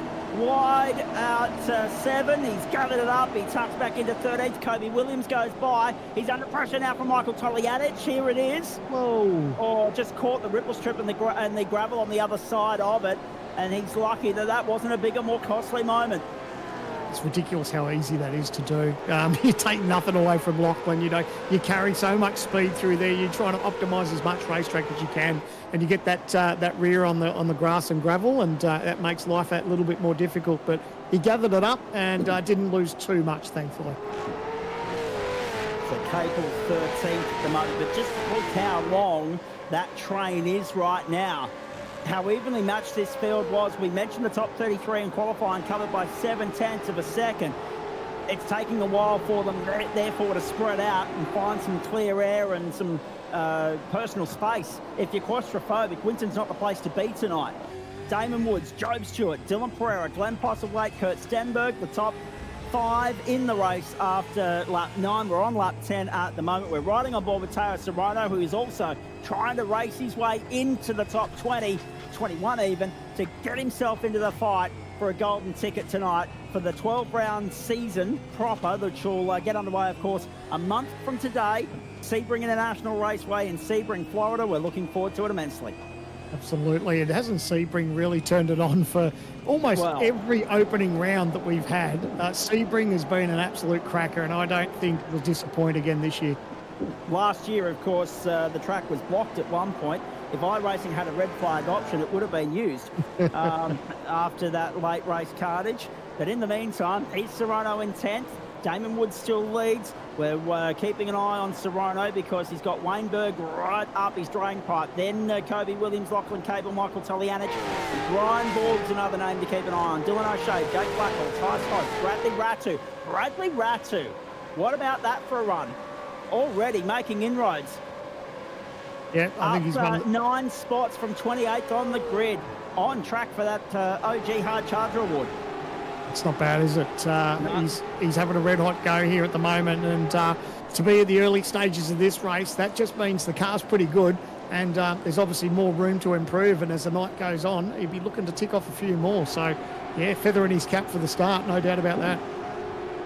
I don't want to put the mocker on it, but we're safety car free so far through 11 laps. Oh, he's done it now. He's just done it, ladies and gentlemen. I just want to say it because there's already some alternate strategies at play here, mate. So you're looking at Preston, Dyson, Widders and Hobson. Benefield's out. Forget about that. Unfortunately, we're down to 36. Look at this, 2x2. Wayne Burke in the thick of it here, going through cleavage. Have a look at that. And Lachlan Capel and Kobe Williams hung out to dry. Burke goes up to 11th, and look at the log jam and the congestion going on there. And if it does go up in smoke for any of those entries, the point I was trying to make is that Hobson, Widders, Dyson, Preston, they run the risk of going down the lap at the moment if things stay as they are because they're so far off the beaten track. If they get a safety car, they're back in the game all of a sudden, theoretically and hypothetically speaking. Oh, that was contact. Yeah, so that That looks like Teo and Ryan Jones. So that's the last thing that Teo needs right now, because if he finds himself in a spot of bother with the stewards, that could have all that hard work gone away from him. Brian Ball goes to pit lane as well, so he's running a slightly varying strategy to everybody else in the field now as well. You've got to do something to try and give yourself the best possible chance of pushing forward, and theoretically, Brian Ball believes that clear air might just be his best bet at the moment. He might come back out in striking distance of the likes of Dyson, Widders and Hobson, but at least it won't be in this mess, which is about 12 or 13 cars deep at the moment.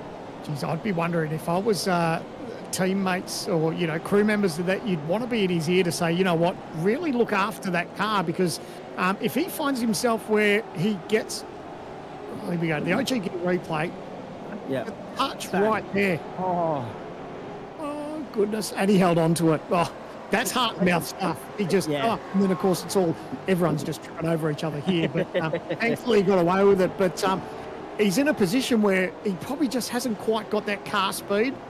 He probably needs to maybe give up a position, but you don't want to do that in the early stages because he's so mindful of the points position that he's in. Correct. And to be fair, if that had ended up causing damage or sending the car around in the wrong direction, compromising somebody, whatever the case may be, race control have a bit more of a look at that. But considering that it was just the minus bump, a little love tap, I look at that and say, fair game, play on. Robbins Racing, and there's going to be a bit of that tonight. Yeah, look, there was no gains out of it. That was good hard racing, and I wouldn't be surprised for a moment that the stewards just let these guys play on with it. If it gets a little bit more dirtier, then it's a different story. If Wayne or someone had maybe made the position move after a touch like that, that's when the stewards get involved. But everyone sort of got back into position and just started racing again. But the pressure's definitely on Teo. You can see that there's a number of cars that are ready here to pounce. And there was someone that just dived into pit lane too that got themselves out of this position. I think just when you find yourself in a train like this, it was Dylan O'Shea that dived to the pit lane. He knew there was nothing to gain out of this, so he said, you know what, let's make a tour down pit lane, let's get some clear air, and let's get a bit of pace into this race. Indeed. We go with Ryan Jones at the moment, leading this train, 9th place at the moment. Teo Serrato in behind him, Wayne Burke, Kobe Williams, and Lachlan Capel. Josh Horton's just moved up to 19th, displacing Brady Baldwin. Keep an eye on Brady. Racing well so far, but again, the field isn't cleansed, so we don't have enough of, as Wayne Burke comes to pit lane, he exits stage left. No, he's had a moment. No, he doesn't. He's had a big moment. Hold on. Is that packet loss? Yeah, he's having some technical issues. issues. Network issue. Oh, no. That's read its ugly head far too many times in this series so far, gentlemen. Yeah, well, that's just one of our 50-cent parts that comes into our sport. You're at the hands of the gods as far as the internet. As we go back to the OG Gear replay, you're going to see that it could either be a PC issue or an internet dropout. He goes in, it's hard to know. Wow. When you start to lose your internet, you do tend to lose a little bit of grip and traction. Oh, dive up the inside here. So Teo under fire here. He might lose 2 spots here. Oh boy, it's on in earnest. Ryan Jones slots back to 11th. Teo Serrano makes the move. Kobe Williams goes with him. Serrano to 9th, Williams to 10th, and Ryan Jones back to 11th. And car 43, we're being reliably informed, is having a disconnection issue as well. That's Josh Horton. He's down in 18th. Brady Baldwin's just gone by him. It's all happening tonight at Winton Motor Raceway. Who's that? That's Brady Baldwin. Brady Baldwin. Now, how's he ended up out in the weeds out of turn 9? Baldwin was inside the top 20 and he's just dropped 7 or 8 spots. All hell has broken loose in Benalla. Here we go. This is the OG Gear replay.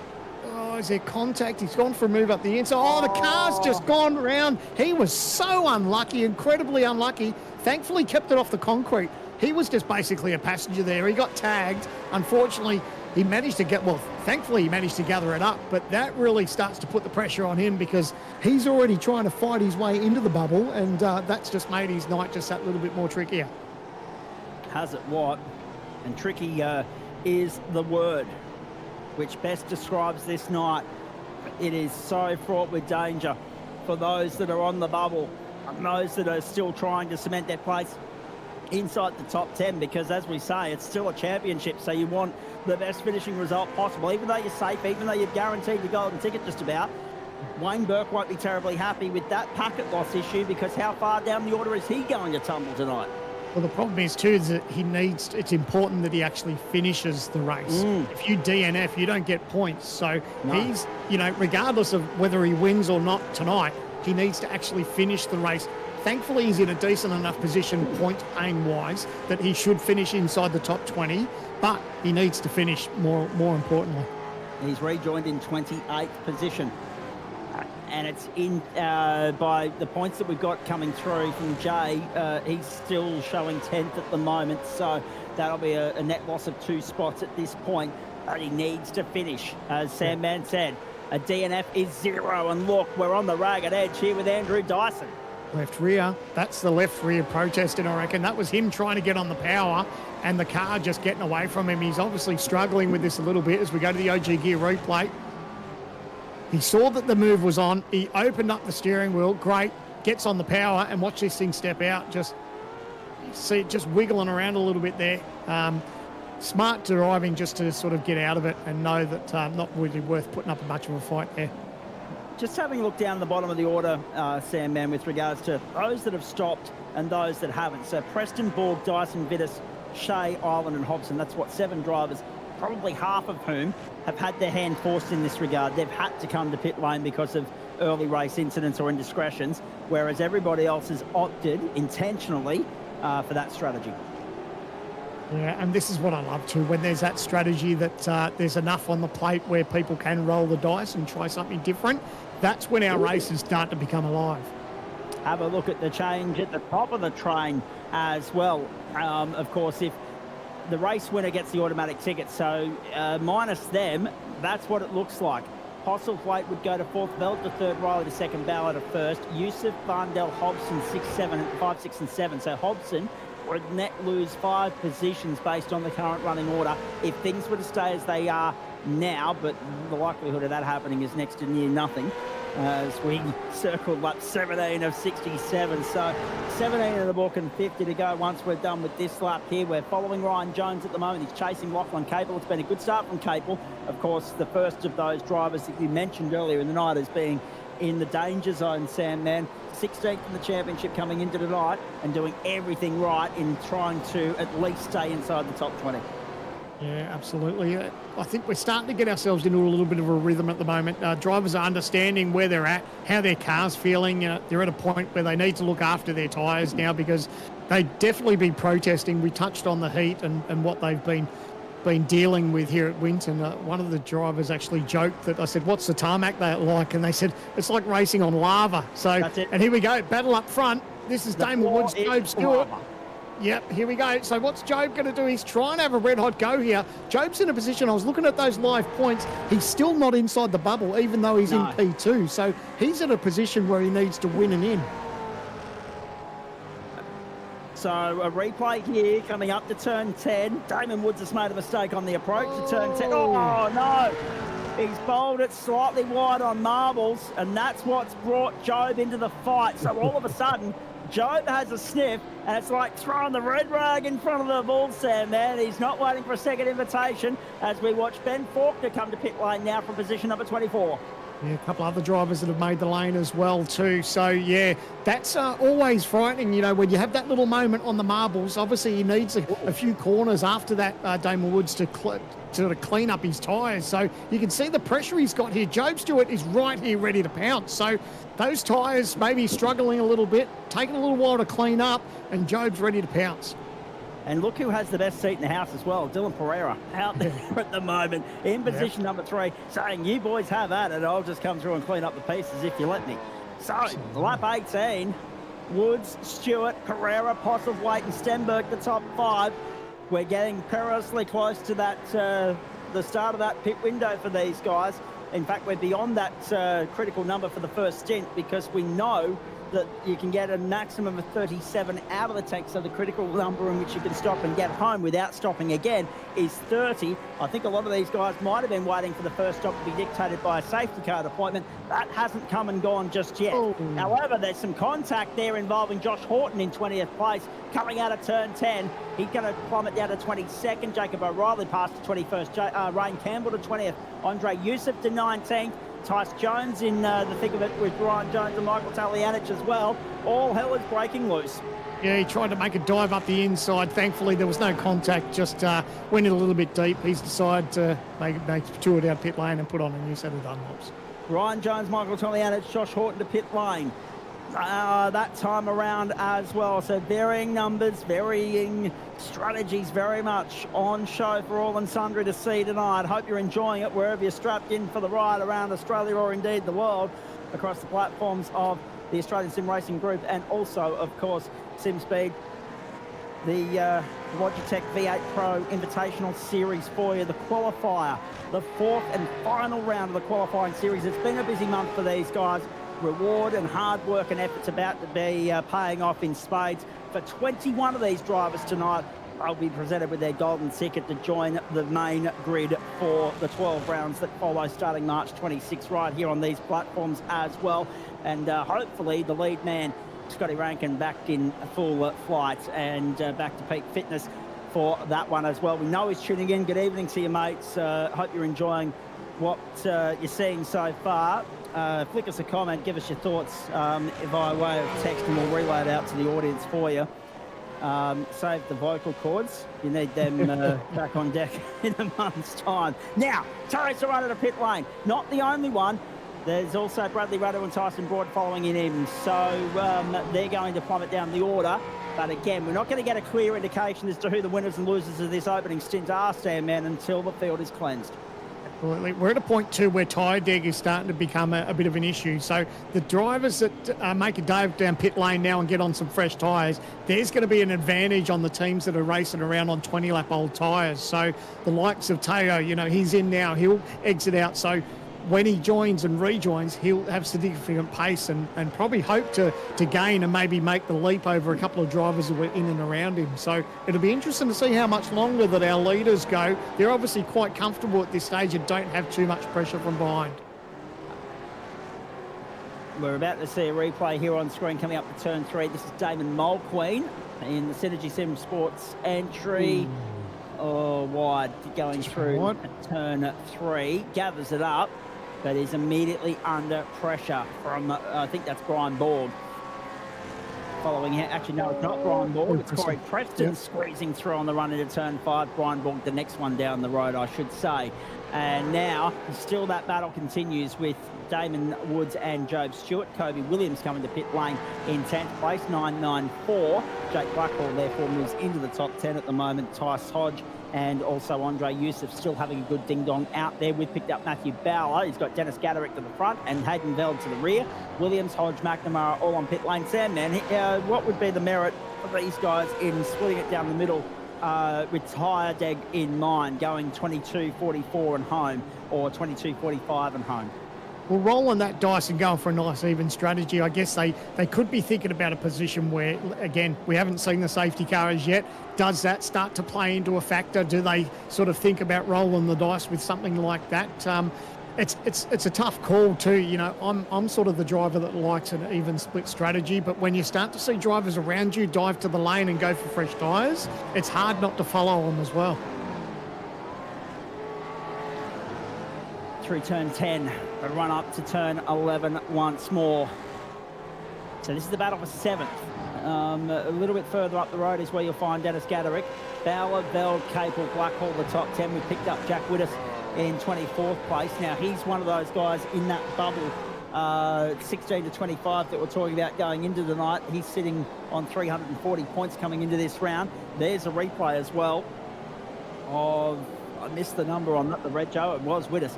Going through car number 889, going through turn 3 and 4. Here's Hayden Veld coming to pit lane now at the end of lap 21. We start lap 22. We've got Job Stewart chasing Damon Woods. Jesus, this has been a terrific scrap for the duration so far. They've shaken off the threat of Dylan Pereira for the moment. Glenn Postlethwaite's out on his own, having a bit of a lonely run in fourth. But these two are keeping each other honest, which is keeping us entertained and amused. Well, I picked Job at the start of the night, and if I was in Job's ear, I'd be wanting to pit at least one lap before Damon Woods to get that fresh tyre advantage.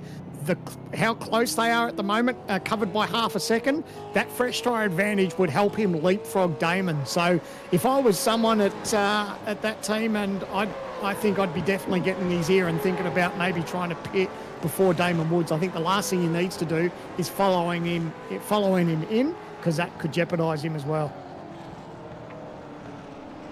To the right-hander, back onto the main straight they'll come through the right-hander at turn 12. Main straight, lap 22 in the books, 1/3 race distance thereabouts, ladies and gentlemen.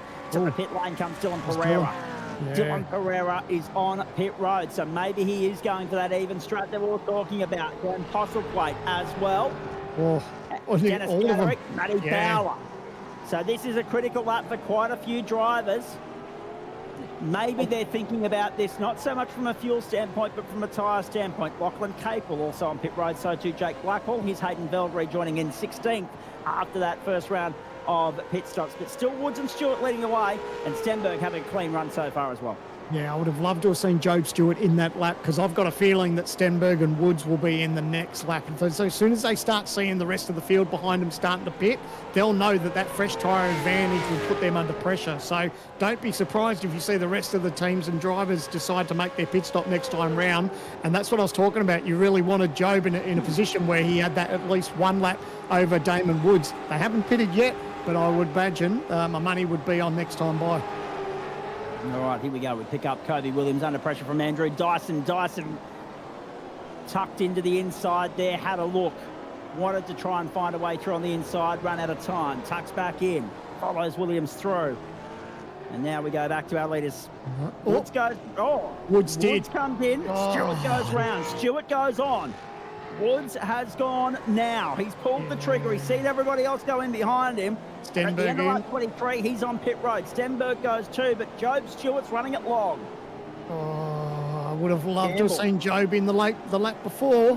Look at this. The elbows are out. Brian Borg and Matty Bauer, the battle for 10th. Borg having a good charge. He's on somewhat of a reverse strat to these guys. He started... he said 11 laps ago. Some of them haven't pitted yet, but Brian Borg is 11 laps into this stint. He stopped earlier. And now Jack Wittes and Michael Talianich, we're going to pick up a replay here, courtesy of OG Gear. This is coming up to turn 6 and 7, down the inside. 2 to 1 does not go, boys. And while all that's happening, it looks like Stenberg has jumped. So I think that Stenberg's managed to get the jump. So that's been a brilliant, brilliant pit stop from Kurt Stenberg. Yep. And Corey Preston has now completed 2 compulsory pit stops. But there's a massive asterisk next to that one. He's well short of that critical number that we've been highlighting, unless he can do some miraculous fuel saving from here, Sam, man. He may have just made a rod for his own back, unless he's relying on a safety car in which to help the cause. Safety car, still another pit lane pit stop that everyone needs to make another tour down pit lane, I should say. So here we are. Here's Job Stewart. So he's in. I wonder if he's left at that 1 lap too late, or has he managed to get the advantage? He may shorten up his as well, just so he can hopefully jump. But we're just checking the timings. It looks like Pereira, he will be the effective race leader, depending on how Job Stewart's stop goes. 36.062 seconds he's got out ahead of Stenberg and Woods. So Stenberg's jumped them as well. Postlethwaite's in there behind. This has narrowed the margins up. This has tightened the field up right now. Pereira down the main straight. Stewart's still on pit road. Now he's not leaving pit road. It's a long stop. And therefore, Dylan Pereira is going to lead us across the line at the end of lap 24. Job's and Stewart rejoins well down the order outside the top 5. Long road home from here. Yeah, it was a long stop. So Dylan Pereira now, and he pitted a couple of laps before the rest of the other drivers. So he had that fresh tyre gain. So of 1 lap, that's helped him basically leapfrog. Obviously, there's been different decisions down pit lane as far as how long the drivers wanted to stay stationary. So that is going to play a bit of a part. But your moment now, your top 3, Dylan Pereira, Kirk Stenberg in P2, and Damon Woods now from your leader back to P3.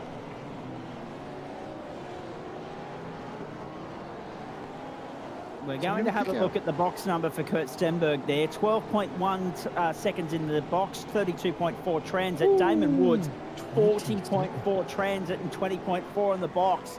So has he taken his entire fuel drop on this stop in the hope of maybe only having to take, well, actually, no, he needs more fuel anyway because there's still 42 laps to go. The critical number is lap 30 and there's 37 lap stint, so that doesn't add up either. Not sure what's happened there for Damon Woods, let alone Job Stewart.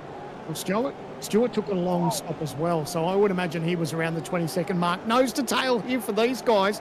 So they've gone for the strategy where they've gone for a lot of fuel at the start and maybe a shorter pit lane stop next time. Oh, dive up the inside. These are live pitches. Tice Hodge gets up the inside. Jack, what does he makes a gain there as well? So, no, that was he went backwards. So Jake Blackhall made the gain there. And Damon Woods has just punched out the fastest lap of the motor race. 1:23.036, 1/100th of a second, 1,000th of a second, in fact, faster than Kurt Stenberg, 1:23.037. So narrow margin still, and Job Stewart runs 5th at the moment.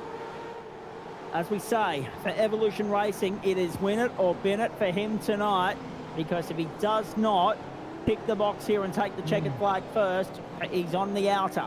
There's a replay, OG Gear replay, and this is Stewart. He's looking for a dive up the inside, gets the job done. Nice and clean. Beautiful, that's what he needs. He's obviously got decent car pace. We saw that in the opening 20 laps of this race where it was him and Damon Woods just controlling this race. So a little bit of strategy now for a lot of these teams and drivers. They've had different stationary stops, so that's different fuel loads in these cars, and that'll benefit them towards the end of this race. Got back into the top 5, and at the expense of Dennis Gaderick, we should elaborate. There's Gaderick, top of shot, coming out of turn 11 into 12 onto the main straight. There's the top 5, folks. Half a straight separates them. Pereira, Stenberg, Woods, Postlethwaite, Stewart, Gaderick, Bell. If we do get that dreaded safety car beyond lap 30, Sam, man, strategy goes out the window. All cars on pit road. It will be absolute carnage and chaos. Looks like fresh tyres. Job Stewart has got him the fastest lap of the race, so no surprise there. Good car pace and fresh tyres, but absolutely, it's people on the couch and us in the commentary box that wouldn't mind a safety car, but I know there's a number of teams and drivers that do not want to see that just yet. Well, especially when you look, there's still, what have we got? We've got everyone's transited the lane at least once. There's a couple of guys that have transited twice, like Preston, and also Ireland. And have a look at the deficit between making it or being on the outer. 4 points, 8 points now. Brady Baldwin and Jack Widders. 428 gets you in, 420 gets you out. Ben Faulkner on 396.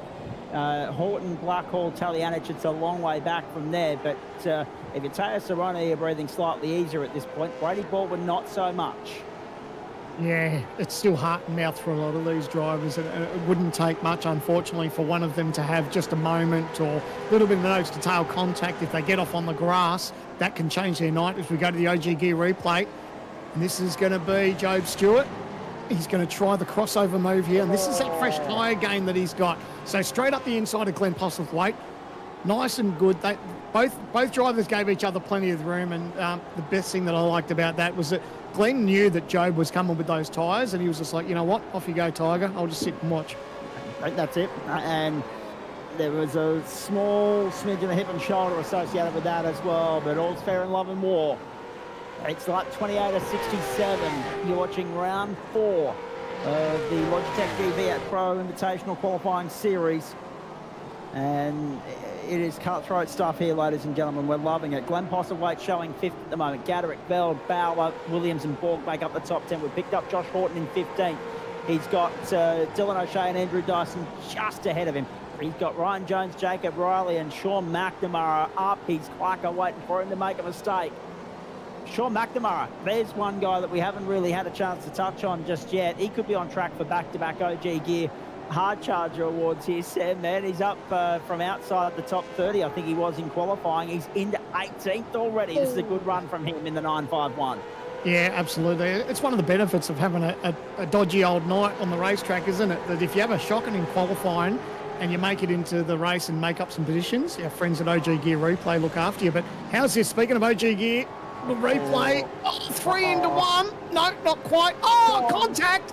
And he's gone round. That's going to be heavy contact with the concrete.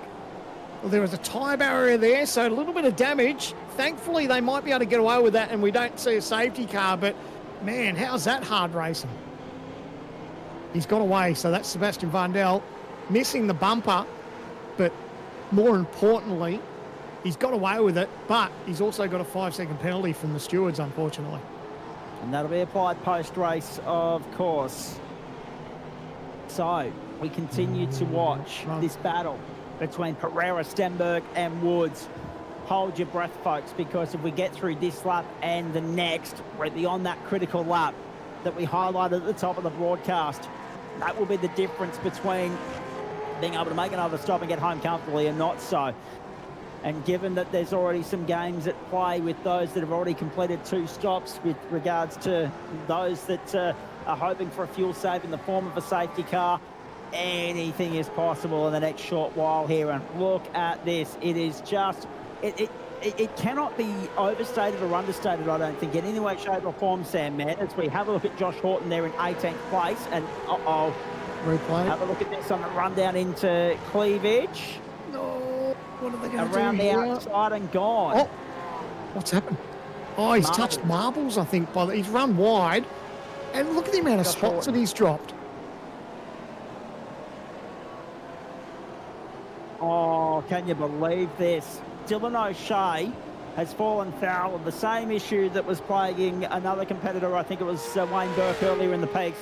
He's dropped from the server, ladies and gentlemen.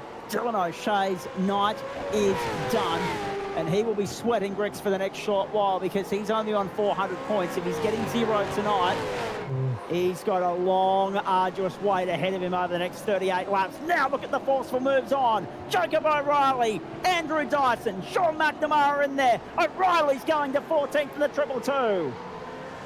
Oh, it's all happening here. Lap 30 of 67. This is the point of the race where everyone will start to be crunching the numbers, and they'll know how much desperation is going to be needed for the rest of the night if they want to continue in this series for 2025. A dive up the inside there. They're side by side there through the turn. Nice and tight through this section. Everyone's managed to get away with it. A little bit of argy-bargy, but that's what we love in our supercar racing. And this is exactly the point that I wanted to come back to before we were talking about Dylan O'Shea, boys. And for the benefit of, when I say boys, ladies and gentlemen, I'm talking plural because even though you can't hear him at home, the great man Jake Kennedy's in our ear all night steering us in the right direction. We would be lost without his insight and wisdom, there's no doubt about that. But this is the point I wanted to make, Sam, man. It cannot be understated and highlighted enough just how intense a hit out this is. It's 200. Whoa, wide we going into pit lane. Yep. So that is Andrew Dyson coming to pit lane to stop a second time. He's at that critical number. He can stop and get home from here. Now, as we go and elaborate on that, there are the 3 leaders back on your screen. Pereira, Stenberg and Woods. It cannot be highlighted enough just how intensely draining, mentally fatiguing this night is going to be, Sam, man, because you've got to be on your toes from first until last. There's no real opportunity to relax tonight. Wherever you are in this field, there's cars to the left, to the right, to the centre, behind you, in front of you. You're always going to be contending with something out there on the racetrack that's beyond your control. Absolutely, and regardless of what situation you're in, you just think about 67 laps around here in any car. If I told you to go out there and give it hell for leather for 67 laps, you could be absolutely knackered at the end of it. These guys have got to go out there and race with 35 of their closest competitors and take it on this racetrack in these conditions as well. So it lifts the game for everyone. This battle is getting interesting because Damon Woods knows that he needs to put this pressure on Kirk Stenberg because he knows that Job Stewart is coming. Essentially, it's Damon Woods and Job Stewart possibly racing for the win. We know that Stenberg and Pereira, they had slightly shorter pit stops, so they may lose a little bit come next time right in the pit lane. But Damon Woods knows that Job Stewart is getting bigger in his rearview mirror.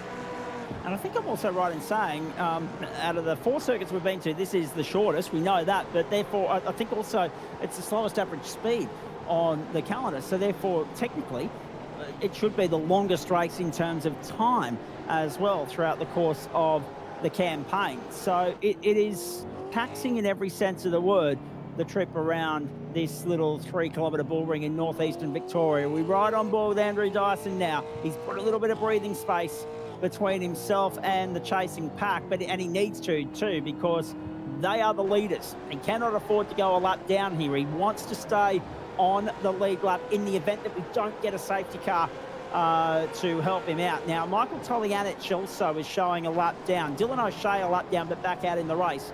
We need to chase up maybe what's happened with Tolianic as we go back to Damon Woods, Kurt Stenberg and Dylan Pereira on the main straight. Stenberg, the deficit is 0.8 of a second at the moment as we complete lap 31 and start 32, 33 now.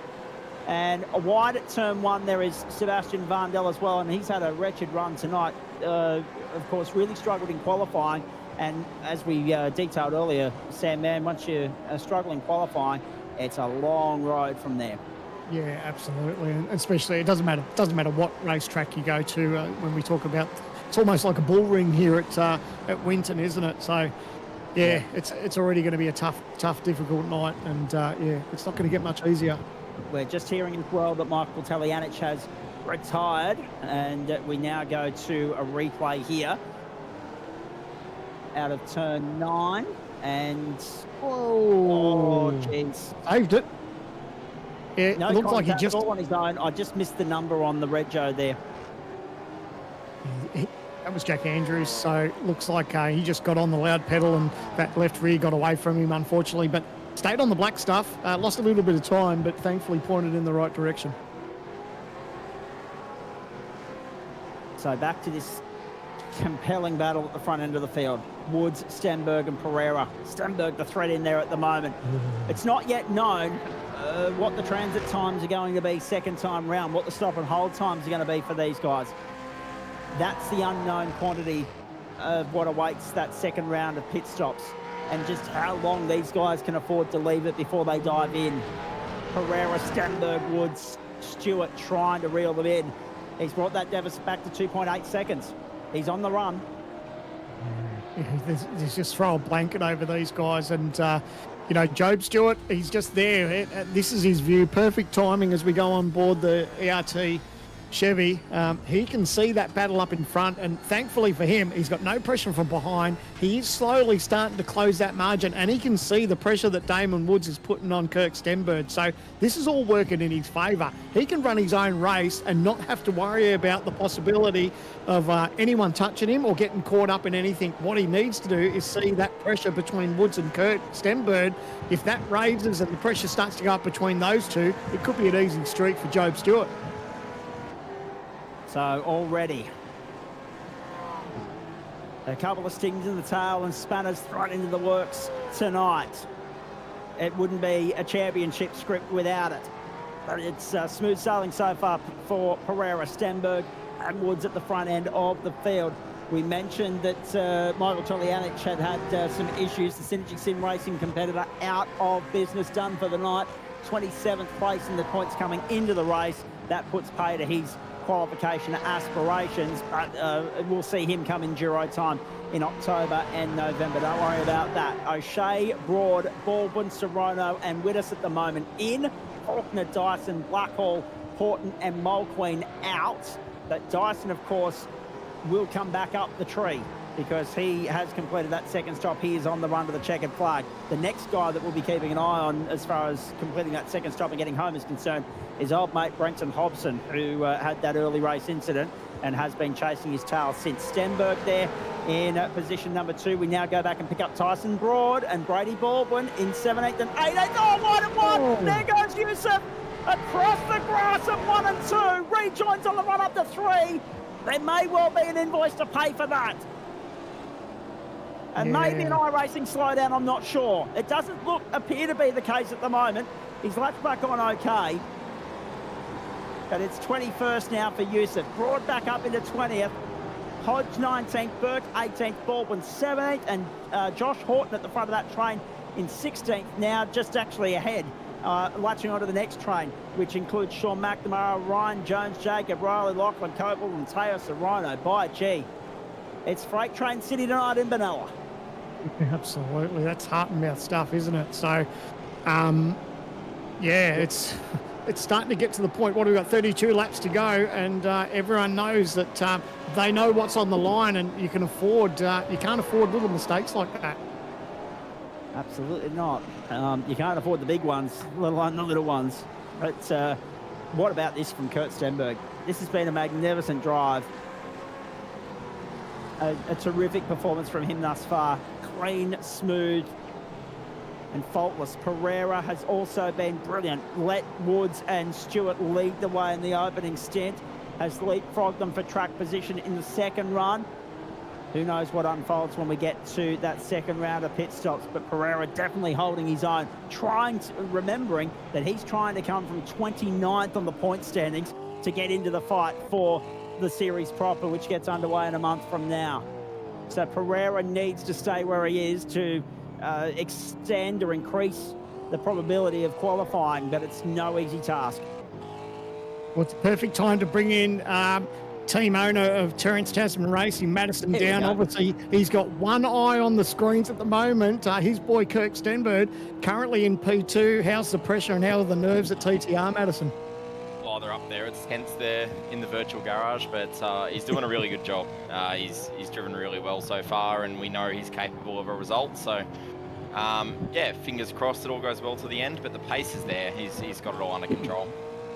How's it been when you're trying to look after him during this race? Because obviously he knows, you can see that pressure from Woods is there, and Job Stewart slowly starting to pull onto the back of them. Are you trying to coax him and try to get him to look after it and calm down a little bit, or are you letting him run his own race? Yeah, there's just a little bit of coaching throughout it, just making sure that he's aware that his pace is good enough to be where he is. Obviously he hasn't run this high so far this season, but his pace, as you can see, is well and truly evident in this track. So just mainly coaching him to understand that he does deserve to be up here and he belongs here. You know, even little stuff like, do we let Woods go, do we not? We've opted to tell him to stay where he is. The rhythm he's got and the pace he's got is probably less risk than trying to coordinate a time, you know, potential time loss. So yeah, driving really well so far. And with everything that's on the cards tonight, obviously he's had a rotten luck with this series, and like you said, he does deserve to be here. It makes it hard the first couple of rounds. He wasn't even racing on his own rig, and you as a driver know how tricky and difficult that can be.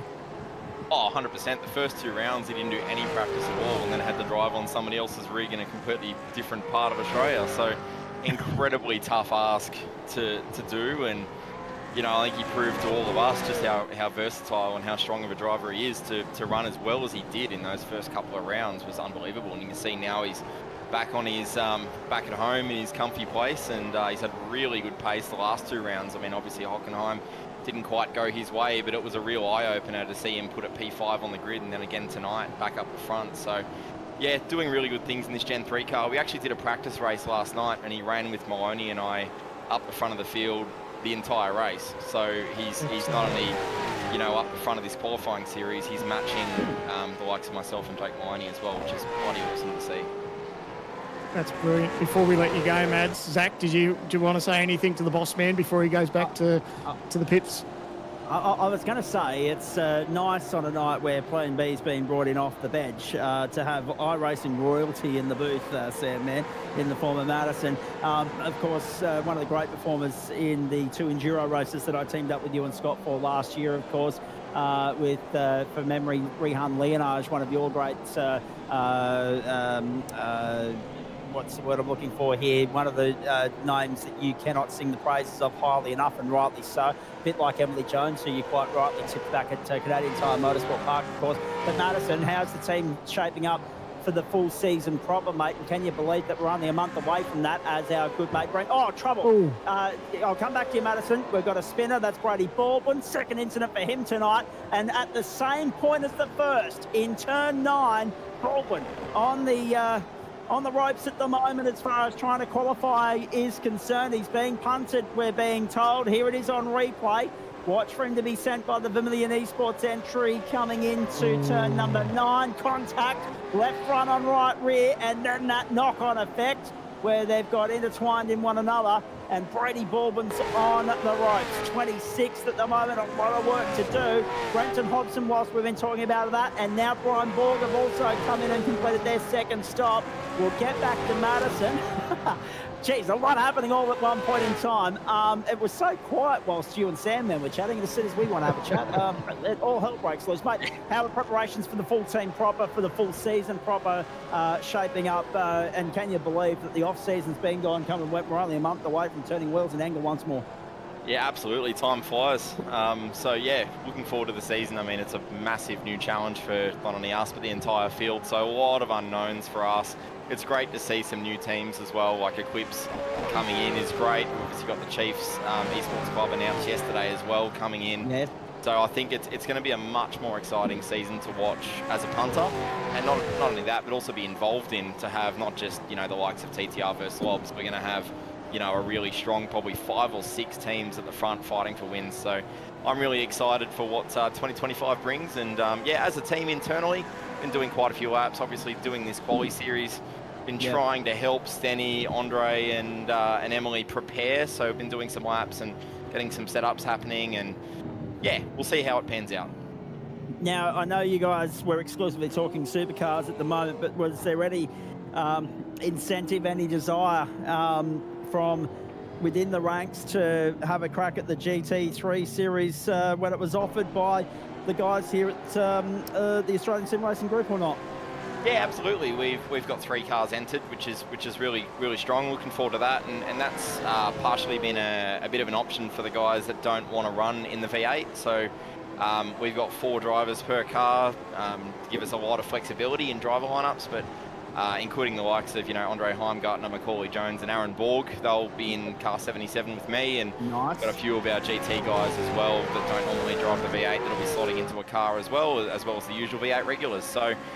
Really excited for that, and yeah, we think we're probably going to go a McLaren option for that, but we'll have to see how it pans out. And how nice as we continue to watch Damon Woods here chasing Kurt Stenberg and Dylan Pereira. So status quo at the front. Job Stewart has lobbed onto the back of that now, and we can tell you that Tice Hodge has a special request to transit the pit lane coming up his way. He's been sent there by way of a drive-through penalty for that incident with Brady Baldwin a short while ago. So an invoice to pay before he completes his second compulsory pit stop. Here he comes now to complete the drive-through, and that's going to rule him out of the top 20 contention, you would suggest. 27 laps to go.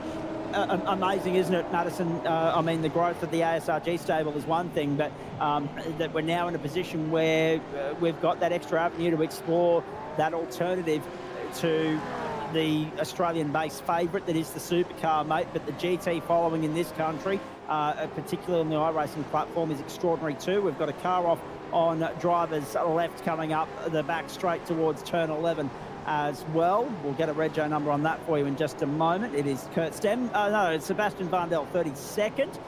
Vandel, unfortunately, in trouble with rear-end damage, and that car's not looking terribly healthy at all, Sam, man. I'll get some comments from you on that before we get to Madison.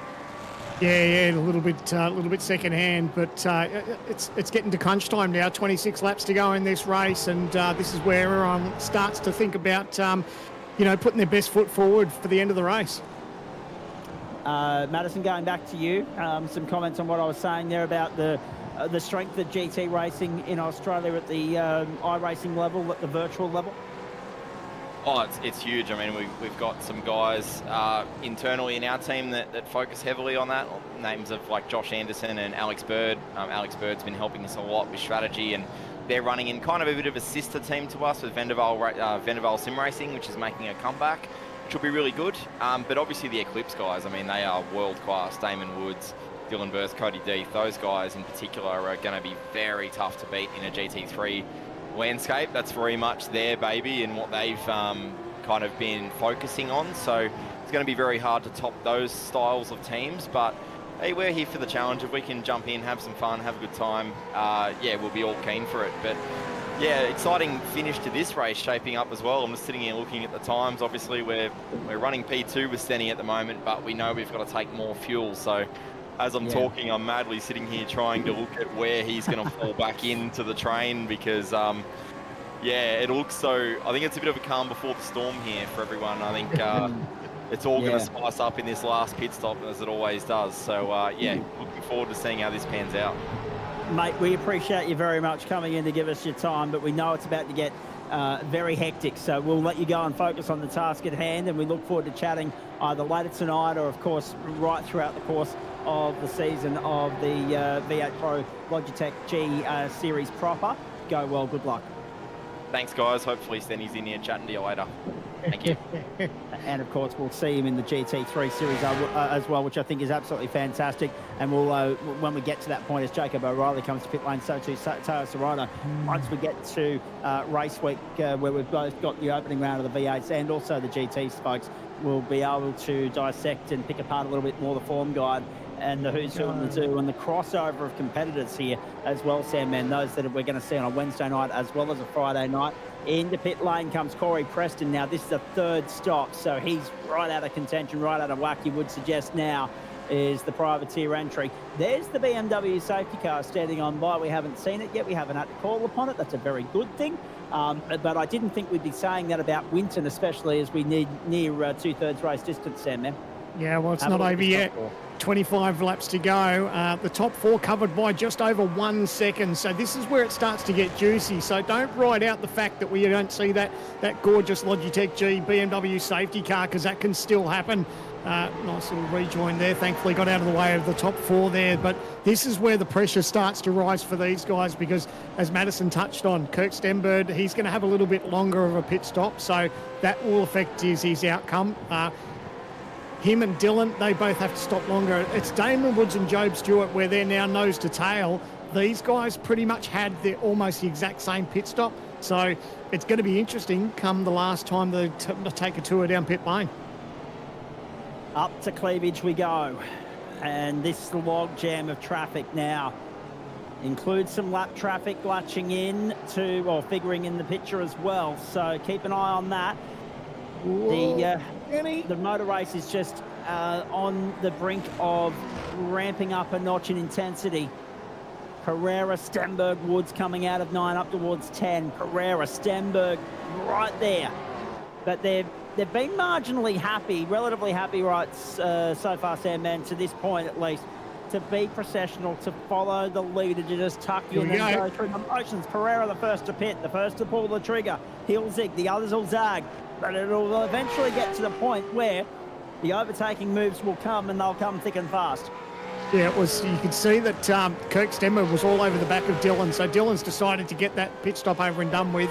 He'll have that fresh tyre gain now. You can see our leaders are coming up into traffic too, because these are cars that have already made a tour down pit lane, so they're going to have brand new tyres. They'll probably start to open up the margin on these drivers that are around them, but the last thing you need is to start be tripping over traffic. So you probably wouldn't be too surprised if you start to see these leaders make a tour down the pit lane as well.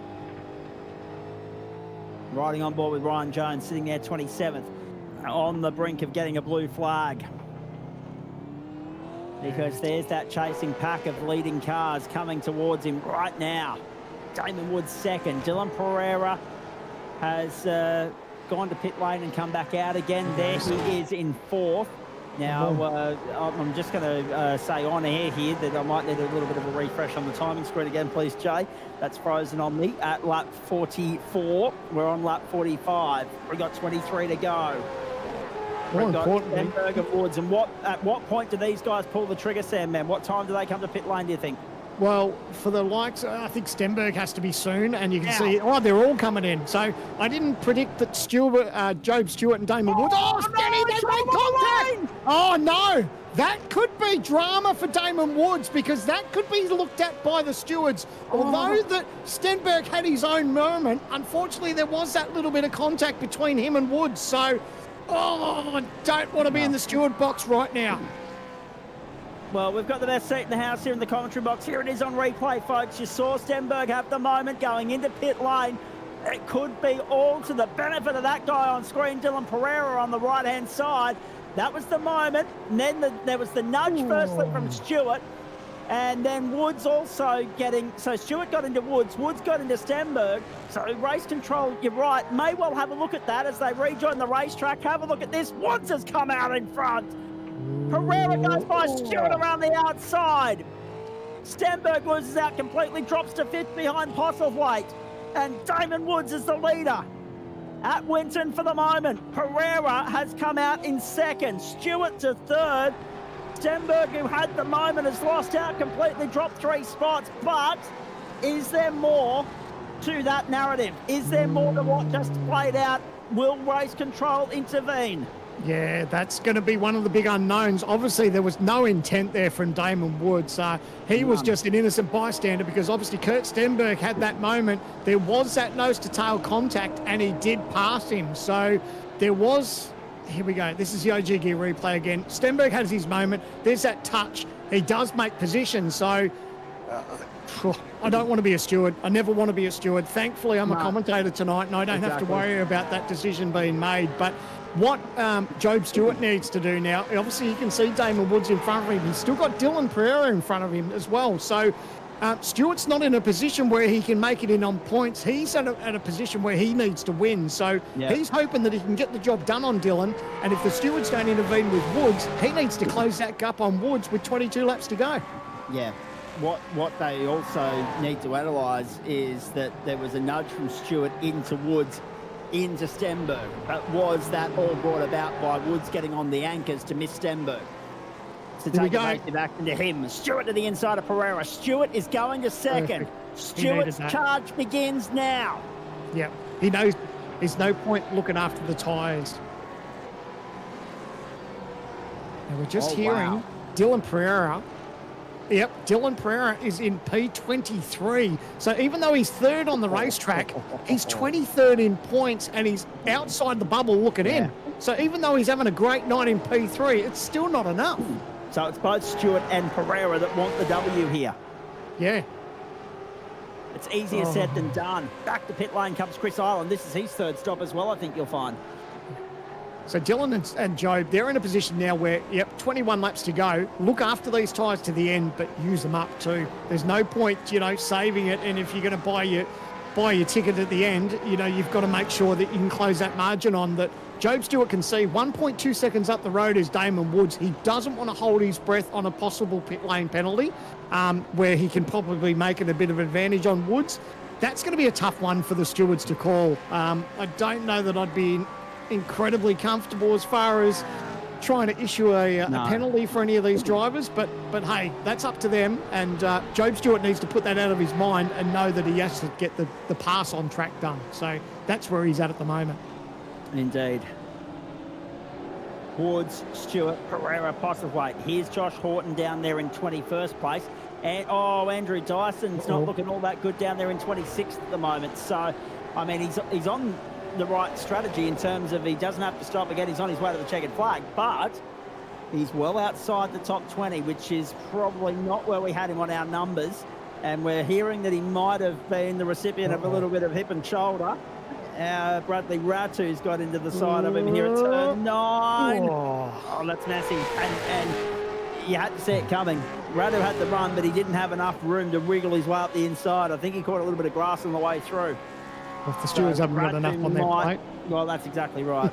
the stewards might be here till tomorrow night. I don't know. Again, I'm glad that it's you and me in the commentary box and not in the stewards' room, mate. I do not envy them in the slightest. We get the easy part of the gig. There's no doubt about that. Woods, Stewart, Pereira, the top 3. Glenn Postlethwaite 4th. A little bit of a wide bulb there by Benny Faulkner. He's struggling a little bit too. And we already talked about and I touched on coming into tonight, Ben Faulkner. He was in P20, so he was right on the bubble. His night obviously isn't going great for him, and he's P21. And what was he doing today? 7 points or something. He needs to close that margin on. So he's got his work cut out for him still back in 24th, but it's hold your breath stuff with 19 laps to go. So Faulkner on 4:04. Baldwin is in now on 4:12. Pereira, can you believe it, is still 19 points off being safe. But anything could happen in the next 25 minutes or so, folks. 19 laps to go. What a night we've had at the Winton Motor Raceway in Benoa. And what a night, more to the point, this bloke's having. Damon Woods, can he withstand the pressure? 1.1 the margin. Woods to Stewart. Stewart trying to reel him in, and then these two will set themselves up for a ding-dong scrap. And I don't think it'll be as gentlemanly as it was earlier in the piece, Sam, man, where they were just happy to tuck in and play follow the leader. Oh, no, after you, sir, after you. They will be getting the gloves off. Well, what happens now, the next 19 laps determines how Job Stewart's year is going to go, whether he's on the couch or whether he's in the cockpit. So he knows what he has to do tonight. And here he is. He's closed that margin up. Look at that margin now. It's shrunk to almost half a second. Wood's had 2 wheels in the dirt coming out of 11. Wood's clipped the dirt coming out of 11, and Stewart has reeled that in. It's 0.3 of a second, the margin in this car race. Strap in and buckle up, Australia. Bring on the next 18 laps here at the Winton Motor Raceway. 1 and 2 to have at it. Pereira watching on, helpless. There's nothing he can do about it. But he's got breathing space over Postle, Wait, Stenberg. He can easily capitalise, consolidate, wrap up third spot tonight. There's that moment, a huge one at that. Locked the front. Rejoin, caught the gravel. Yeah, I reckon he locked the front and then touched the marbles, and then that obviously made it really difficult to get it turned in. So that margin now closed to within half a second, and this is where Job needs to pounce. Put that pressure right back on Damon now, because Damon knows what position Job's in. The team will be telling him that Job has to win this. P2 is no bueno, mate. He needs to take the win to get that golden ticket. Whereas Damon Woods is safe. Now, Tyson Broad is on pit road. Oh, dear. He's gone from 18th, 19th, 20th. He is on the bubble. Tyson Broad picked up a drive-through penalty on the bubble. Now, was that... it was for the Andrew Dyson incident. There you go. I was going to ask whether it was incident points and handed down by iRacing or handed down by our internal ASRG race control team. It was handed down by our guys. So therefore, Broad is on the bubble all of a sudden, 20th at the moment. Can you believe the pressure associated with the next few moments here in this car race? And what I wanted to say more to the point, Sam, man, is Dylan Pereira, he can sit there and consolidate third all he likes, but what he has to wait for, as Jack Widders is there in 30th at this point in time, and this is for 20th in points. He's tied with Benny Faulkner. Oh, wow. I don't want to try and call this at this point in time. I can understand why you were sitting on the fence earlier. Now that we get to lap 51, my goodness gracious me. But what I was trying to get at, Sam, man, is Pereira's fate is now going to be at the hands of extenuating circumstances. He needs bad luck to fall upon somebody on the inner to fall out to let him in.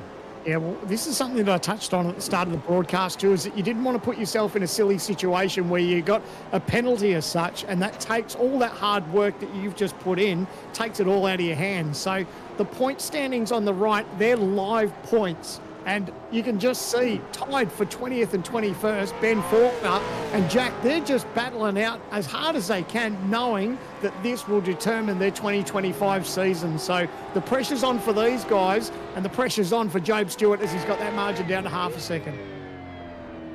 Indeed he has. Jack Widders, 30th. Okay, we're hearing no further action for the incident between cars 92 and 28, which is Rain Campbell and Ben Faulkner. So they've had a moment. 92, 28, no further action. Play on. Doesn't help Faulkner in the slightest, because Jack Widders and Ben Faulkner are tied on 408 for 20th and 21st. One of them goes in, one of them goes home, and it comes down to count back. And what are those count back stipulations? Oh boy. Yeah, this is incredible. And this is, how great is it that we've got live timing here that just predicts it for us. As soon as there's a positional change on track, those points adjust. And I know teams will be desperately keeping an eye on that just to see what they need to do in these closing stages. 16 laps to go. Indeed, Andrew Dyson was 15th coming into this round on 350 points. He sits 24th in this race at the moment. Will that be enough for him to qualify for the series? Damon Woods, Job Stewart, Dylan Pereira, Glenn Postlethwaite, Kurt Stenberg, the top 5 at the moment. Stewart, the only one without, and Pereira, I should say, the only 2 without their hands on a golden ticket at the moment. The pressure's on for those guys, knowing it. the scary bit for Dylan is that margin now is out to just nearly 3.5 seconds to the leader. So that's worrying when you know you need to get the win, and that margin is slowly starting to open up. So he needs to sort of get the job done now with 15 laps to go. Mate, it is anyone's race here for the moment. Stay with us, folks. We'll take you right through to the checkered flag commercial-free post-race show to follow as well. We'll hear from the top three. We'll bring you the final point standings, who gets their hands on the golden tickets.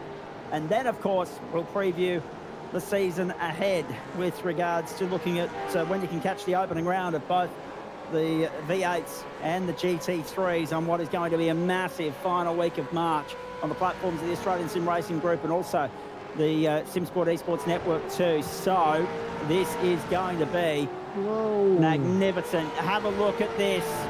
Wide we go. And that's not for the first time tonight. Josh Horton finding himself in the thick of it.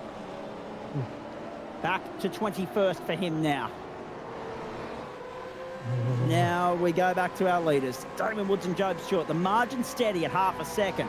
Has Stewart got anything left to offer to take the fight to Damon Woods? We're going to find out over the next 14 laps, ladies and gentlemen. Hold on tight. And isn't it funny that these guys have been pretty much this position for the entire race? You know, yes, there was a little bit of a mix-up with, you know, pit strategies when Stenberg and the likes got in front of them, but to the point, it's been Damon Woods with Job Stewart in second. So much happening as we talk about Stenberg. He's now in the thick of it now with Glenn Postlethwaite. So looks like that Stenny's car's coming to him now. He's got obviously those little bit, I think he had maybe a lap or two fresher tyres. I think Postlethwaite, he pitted before. Oh, there we go. I'm just hearing in my ear now. There was a 1 lap difference. So Stenny looking a little bit racy. He's in a good position at the moment, so he doesn't need to do anything silly. He's inside that bubble now. So obviously a big comeback from where he was tonight. He was 22nd coming into tonight, and now he's safely in there. He just needs to hold on and not do anything silly for the next 14 laps. Just the two retirements so far this evening. Talianic and Benefeld. Vandel 3 laps down. O'Shea, Hobson and Ireland 1 lap down. I didn't think I'd be saying that about Hobbo. Don't worry about that. Visma in 31st place, the last of the cars on the lead lap, but that won't be for much longer because the leaders are approaching him. Damon Woods, Job Stewart, Dylan Pereira 1, 2, 3. Glenn Postlethwaite 4th. And under pressure from Stenberg. Here we go. Back to the main straight. Let's pick them up one more time. Hard charger at the moment. Sean McNamara and Andre Youssef fighting for that 17 positions apiece. McNamara higher placed than Youssef on the track at the moment. Got his hands on a second OG Hardgear Hard Charger award. Yeah, it's something I said earlier. It's one of the benefits if you have a bad qualifying night and a good run. At least you get a nice little reward from our friends at OG Gear. So, you know, it's I guess it's bittersweet, isn't it? It's you can take that away and know that you got that hard charger award from OG Gear, but you never want to qualify bad, but it's a nice little pat on the back when you have a good race. Indeed it is. We've just gone beyond 10 o'clock Eastern Daylight Time, and we now have 13 laps to go. Tyson Broad has fought his way into the top 20 at the expense of Ben Faulkner. Broad has got through to 20th. Jack Widdus up to 19th. Ben Faulkner on the outer in 21st by 4 points. They're the fine margins we're dealing with, ladies and gentlemen. There's Faulkner in 23rd. Desperately needs something to unfold. Could you imagine the drama that would come with the late race safety car, Sam Mann, if we were to get that with regards to those guys that are on the bubble and just how quickly the intensity would lift here at Winton Motor Raceway. This is a little bit processional, I have to say, by our standards, the racing we've seen so far throughout the course of this season. And one of the reasons for that, I would suggest, is because we've gone 55 laps without incident, without caution. Yeah, for the moment, it's risk versus reward too. There's a lot of people and teams and drivers that are in a position where they know they're safely in, and there's a number of drivers that know that they really don't have a chance. So I guess it's at that point of the race now that people are weighing up where they are, and it's risk versus reward, not to do anything silly and take them out of contention. But it's so interesting just to see and think about how these next 12 laps could play out and effectively change someone's season for the rest of 2025. Well, the good news is the race field is cleansed. We theoretically racing all the way towards the checkered flag. They're very slowly creeping their way through turn 11 and 12. Back to the main straight. Brady Baldwin, 25th. Geez, what a case of what might have been for him. Sitting 18th at the moment on points, but not the result that he would have been chasing or hoping for tonight. Started outside the top 30, has fought his way through, has had a couple of incidents. He's been a target for some, unfortunately, an easy one at that. It's hard to miss him with that bright livery. But, yeah, he is holding on by the skin of his teeth to a berth at the series proper. 4:16 plays the two guys on 4:12, Wittes and Broad. And Benny Faulkner's the one missing out at the moment on 4:08.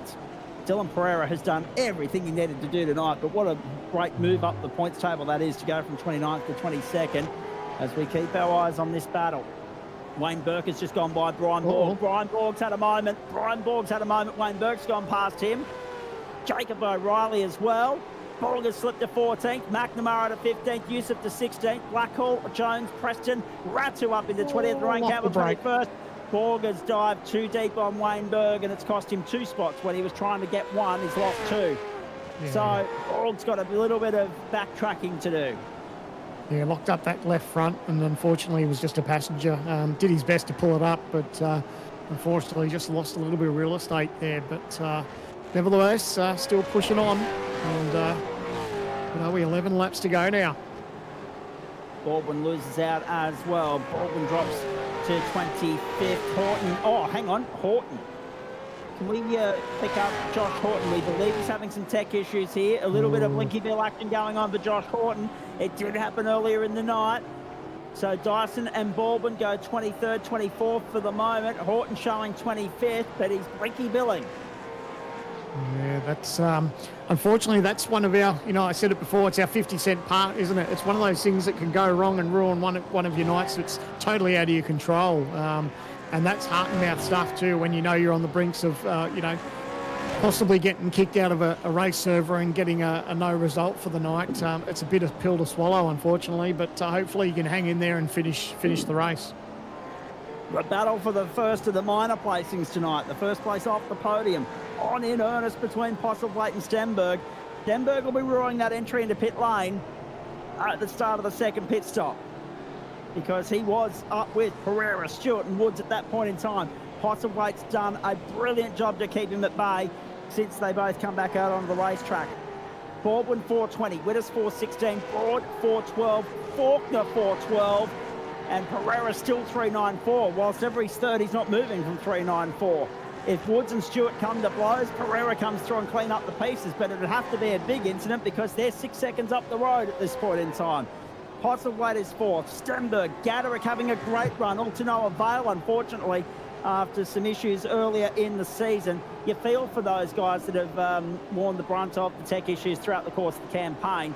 But Gaderick will be a force to be reckoned with, like Daniel Benefield, like a few others, in that GT3 Pro Series for their respective teams, commencing 30 days from now. We'll be at the Daytona International Speedway, and we are very excited for that. Yeah, absolutely. I guess it's one of those things, isn't it? Is if you miss out on a chance in the V8 series, that we've got the introduction of the GT Pro Series, which is pretty exciting for everyone that's associated with that, and really looking forward to seeing how that racing goes. And so many highs and lows that people are going to experience that. Not only have we got we've got weather that's going to play a part, but you've got with GT racing you've got the hands of other drivers that can predict your fate, just like we see in our endurance series, where you've got 3 and 4 drivers in a team that can really make things very interesting. Round onto the main straight. 58 in the books now. Lap 58 done. 9 to go. This is 59 or 67 for you. Whoa! Where did we go? Move up the inside. It's not over. It's not. Jeez. Oh, it's still fighting. It's round the outside. Oh, he hit the marbles. Unfortunately, he's just lost all grip, understeered straight off the racetrack, and unfortunately had to give up the real estate. Unbelievably bad luck there as they make their way through. I just, at this point in time, need a little bit of a rejig on the timing screen as well, please, Jay, as we go back to this battle. We keep our eyes peeled on it, ladies and gentlemen. That's Ryan Campbell trying to get back by Bradley Ratu. Preston, of course, hung out to dry there a few moments ago, hung himself out to dry, it's fair to say. Woods, Stewart and Pereira as we start lap 60. 8 laps to go. Baldwin holding on for dear life to a position in the top 20. Faulkner and Broad, it'll come to count back. Ratu's a little bit wide. Campbell trying to get up on the inside, run out of time. They've got 8 laps to go. Nothing in Credit where it's due, between Sam, and too, by the way, the way in which this field, I mean, the top 27 are still showing on the lead lap. That's extraordinary. Yeah. For a race that's gone green all the way. That's absolutely right, yeah. You know, this is what the point where we start to see the field really start to stretch out. But like you said, that's one of your goals, isn't it? Each and every race week is that it's so important that you stay on the lead lap because so much can happen. A late race safety car can really put you in the thick of it. If you decide to make a tour down pit lane and get some fresh rubber when the field's all bunched up, you can make up some important positions. But it's always the first tick of the box that you really want to, regardless of how your night's going, you really want to stay on that lead lap. Now, can we also highlight the obvious discrepancy here that I should have picked up on a little bit earlier? Ben Faulkner is actually going to be safe if things stay as they are, because Damien Woods is inside the top 20. So he'll get that golden ticket. Okay, so, no, sorry, my apologies. I'm just hearing that is the standings that you're seeing there are actually removing Woods from the points. My apologies, I didn't get that memo. So it will remove the winner from the points. So my apologies for that. It still comes down to the count back. Broad and Faulkner, and Broad's just put 4 points on Faulkner. So Vitus and Broad are showing 4.16 and Faulkner 4.12. And Damon Woods, if he can get the job done, that'll be 3 on the trot for the Eclipse SimSport stable. They are in fine form at the moment. Cody Deek, Dylan Burst the last 2 weeks. Of course, Trans Tasman for Emily Jones in week 1. But I tell you what, those Eclipse SimSport boys, they'll be lapping this up at the moment as Damon Woods comes back to the start-finish line. He's put breathing space now between himself and Job Stewart. So, yeah, it's looking rather unfortunately ominous for Job Stewart at this point, unless he can find something. The deficit is 1.7 with 6 laps to go.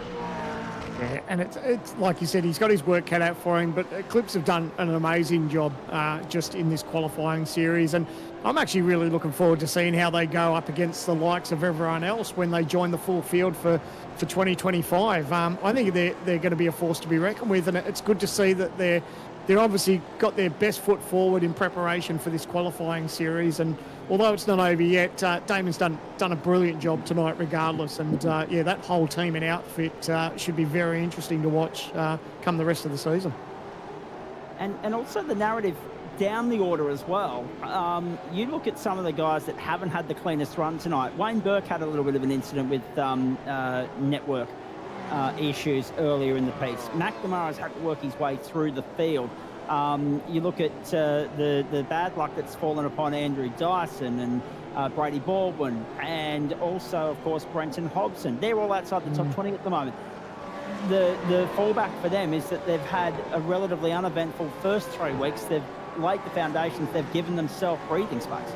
Absolutely, and that takes the pressure off these guys. So, yes, no one wants to finish 20th, but if at the end of the day you only need to finish inside the top 20 and you've put yourself in a position where you've got plenty of breathing space, that really takes the pressure off a lot of these guys. So they'd be thankful, like you said, the hard work that they put in the opening few rounds, that's really paying off right now, because you'd hate for one night that would cost you, if it all goes pear-shaped, to take you out of the position.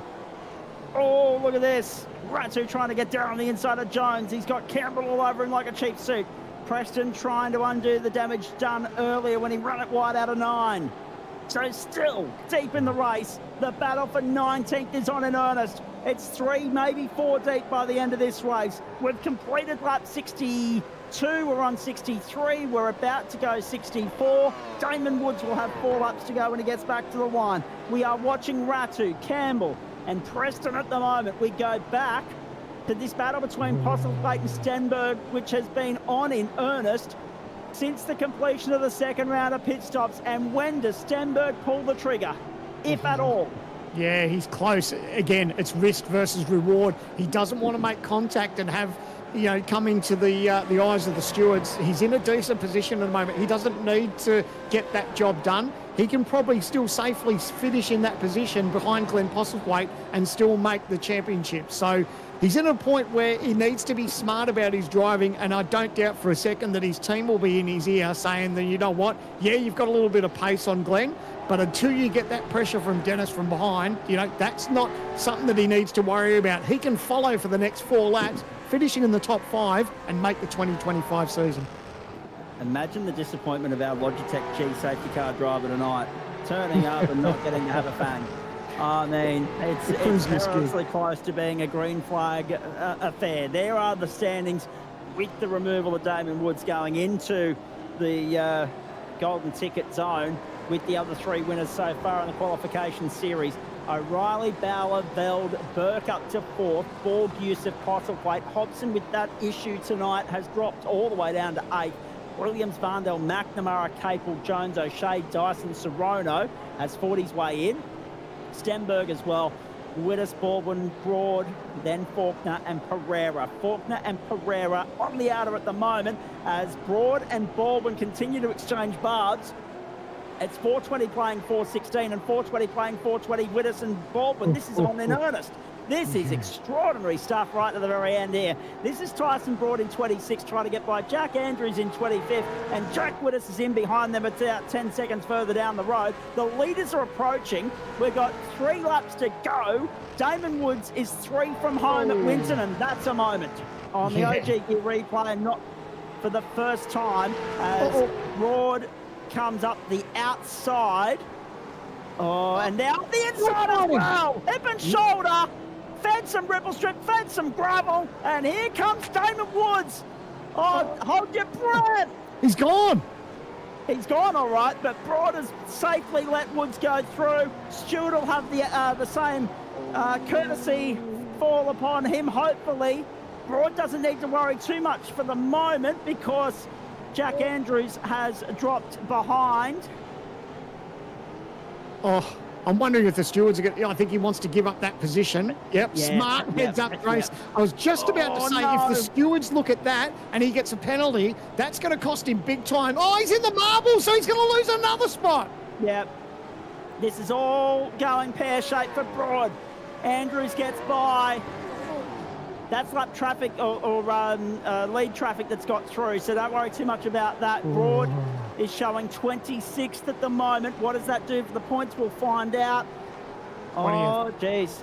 So he's safe by 4 points, but he did exactly what he needed to do. There could have been a drama there with the stewards, and they would have looked at that. If he'd got a penalty, the smart thing to do was just to roll out and give that position back. It's exactly what he's done, and for the moment, he's 4 points to the good. Wowee. What drama. And it's going right. It's not the drama we probably anticipated tonight, but it's enough to keep it interesting. Going right down to the final 2 laps. 2 to go at Winton. 6 kilometres. Here comes Stenberg all over the back of Postlethwaite, trying for the up and under. But if there's one guy that you want to try and get past at Winton, it's not Glenn Postlethwaite, because he's got enough real world as well as sim world experience at this venue to drive a defensive line and keep that car of his as wide as possible and make it near impossible and difficult beyond belief for Stenberg to find a way through. They've got enough breathing space over Gaderick, but it's only a couple of seconds. A lap and a half to go. I'm nervous for Stenny. He doesn't need to do anything. He can finish exactly where he is. I know the team would obviously be in his ear. The last 2 weeks, we've seen what Kirk Stenberg is all about. He's obviously got pace on his side. And, unfortunately, we see drama. That's the 11 for Ryan Jones. Now, what does that do to the points as he drops down to 23rd? Yes, I was touching on before we get away from this is that Stenberg had a rough couple of opening 2 races, wasn't in his rig. He's having a good run. He just needs to finish where he's at now. The white flag's in the air. Last lap board one more time around at Winton, ladies and gentlemen. Round 4, the 4th and final one, the 67th and final lap thereof of the qualification series for the Logitech V8 Pro Invitational for 2025. And Damon Woods has been faultless tonight. Hugely impressive. Job Stewart, oh, jeez. How unlucky can you be? Oh, It was make it or break it tonight for him. It was win or bin. Unfortunately, second is not going to be good enough for him. isn't it amazing when you say to someone, how did you go last night? Oh, I finished second. Oh, that's bloody awesome, mate. Well done. Yeah, unfortunately, it wasn't enough to get the biscuit. No. But that's the season that he's had, unfortunately, where P2 isn't going to be enough. That 2-second margin is just too much to overcome at this stage. And as long as Damon Woods keeps it on the black stuff, he's going to come away with a win. But not only the win, it's a golden ticket straight into the championship. This will be 3 on the trot for Eclipse Sim Sports. They're going to be a force to be reckoned with once the season proper commences. Last turn, checkered flag. Damon Woods, victorious at Winton in emphatic style. Takes the checkered flag, salutes the judges, first across the post. Job done. Golden ticket secured. Damon Woods, welcome to the big dance. Oh, Second Damon to Woods. Stewart, third to Pereira, fourth to Postlethwaite, just holding off Stenberg, and Dennis Gaderick's going to come home in sixth with lap traffic left, right and centre there, Sam Man. His heartbreak for Job Stewart. Did everything right tonight, but unfortunately just didn't get the job done. He needed to win to get in for the way his qualifying series went. So you got to feel for Job, but a terrific drive for Damon Woods. Can we just say as well, round of applause to all and sundry. I mean, 67 laps around what is the tightest, most arduous and challenging circuit on the tour of the 4 races we've had, and we went safety car free. Yeah. Exemplary driving standards from all and sundry. Yeah, sure, a couple of little incidents for race control to have a look at, Sam Man, but nothing terminal, nothing that triggered a safety car. On screen, Ben Faulkner. If we're going to check out those live points, I think he may have done enough to get in. He'll cross the line. We'll have a look in a moment. Betty Faulkner's coming across the line in 21st. Now, he was right on that brink, wasn't he? Teetering on the brink of uncertainty. Let's have a look. He's in. Oh, no. He's not. Unless it's on a count back with Tyson Broad. Now, how does that count back work? More to the point, it's Tyson Broad and Ben Faulkner tied on 416. Widders and Baldwin tied on 420. Sorono and Stenberg tied on 444. There are locked and squared affairs all over that leaderboard, ladies and gentlemen. It's extraordinarily tight. Oh, wow. Does Broad go home or does Faulkner? That will be for the judges to decide. Wow. We knew it was Because going to come down to the wire. I don't think they're going to be courteous or gracious enough to extend the field to 46. No, unfortunately, they're going to have to work it out. So it's going to be a count back. It's going to come to some very interesting stats. Are you kidding me? Damon Woods joins Emily Jones, Cody Deet, Dylan Burse on the winners list. Eclipse Sim Sport sweep the final 3 rounds of the campaign. Job Stewart, unlucky, will be on the outer, but recruited as a co-driver, no doubt. And I know that the powers that be behind us are already going to be chipping away, hopefully, in the hope of being able to give us an answer to that tied equation at the end of the broadcast. But in the meantime, Job Stewart, unlucky. Dylan Pereira, unlucky. A great fight back. He's going to pole vault up the order, but not far enough to be in the fight. Glenn Postlethwaite, Kurt Stenberg, Dennis Gaderick. Also, what might have been, had not been for the dropout earlier in the season. Hayden Veld, Matty Bowler, Kobe Williams, Teo Sorono, the top 10. We look over the page, 2.356, the winning margin. The tightest winning margin of the season was Mosport, of course. Lachlan Cable, Wayne Burke, not a straightforward night for him either. Jacob O'Reilly, same can be said. Brian Borg, Sean McNamara, another hard charger award with thanks to OG Gear for Sean McNamara, I think if my maths serve me correctly. Andre Youssef, Jake Blackhall, Bradley Ratu, Rain Campbell, unlucky. Watch for him in the GT3 series, and Corey Preston, the top 20. We had 24 get home on the lead lap. The last was Brady Baldwin. Ahead of him, Ben Faulkner, Andrew Dyson and Ryan Jones. Also, throw Andrew Dyson into the mix of those that didn't have a straightforward night. So too Jack Andrews. Tyson Broad was a lap down, so too Jack Whittis, Tice Hodge, Anthony Visma, and Damon Mulqueen. Unlucky for Damon. Brenton Hobson, Christopher Island, Dylan O'Shea was the first 2 laps down. Sebastian Vandal 5 laps down. Josh Horton 7 laps down, and put a line through the rest of them. Michael Talianich and Daniel Benefeld, the only 2 retirements tonight that we're aware of.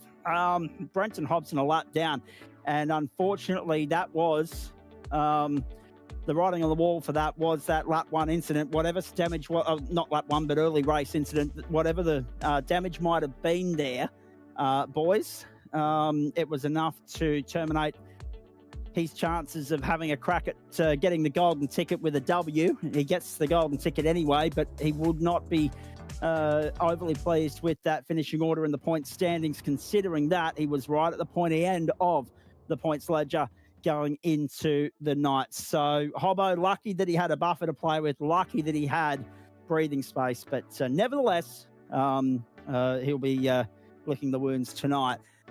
Damon Woods is going to join us for a chat here, and I'm sure that Sandman and I have both got questions for him. Sandman, lead me off, because Eclipse Sim Sport, they've done it 3 weeks on the trot.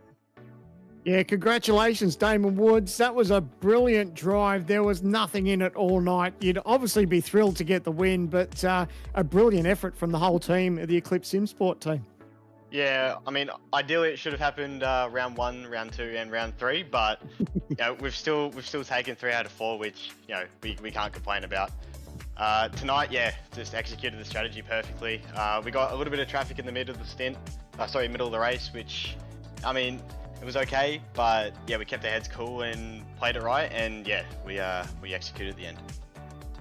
That was the pressure all night, mate, because there was pretty much nothing in it between you and Job for the entire night. You all had your different battles as far as a little bit of traffic in front of you with the likes of Stenberg and that with pit stops, but it was you and Job Stewart almost nose to tail for the entire night.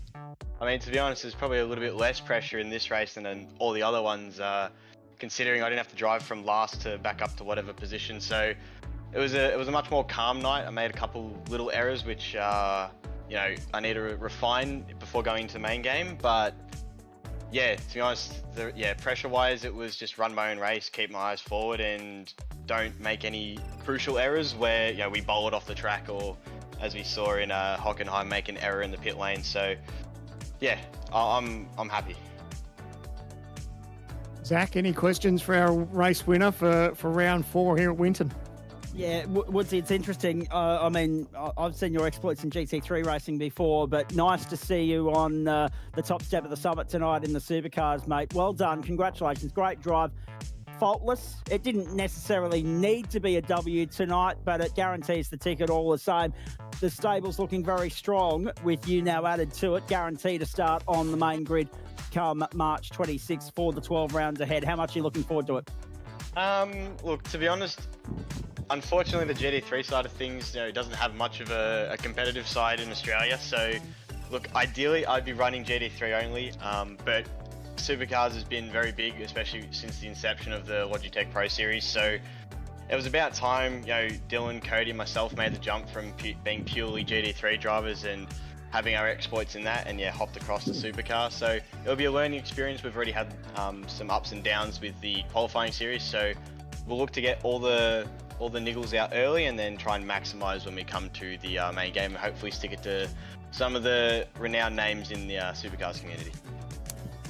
You've already just given me a couple of questions that I want to fire at our expert commentator, Sandman, in just a few moments in the wrap-up, mate, with your comments just now. It's interesting, isn't it? We look at Winton, we think, oh, geez, tight, technical, challenging, maybe not necessarily the best track for racing, but by gee, the qualifying session was intense. The racing, you couldn't afford to make a mistake tonight. You had Job Stewart, you had Dylan Pereira, all ready to breathe down your neck. Talk me through the heart and mouth moment of the second round of pit stops there.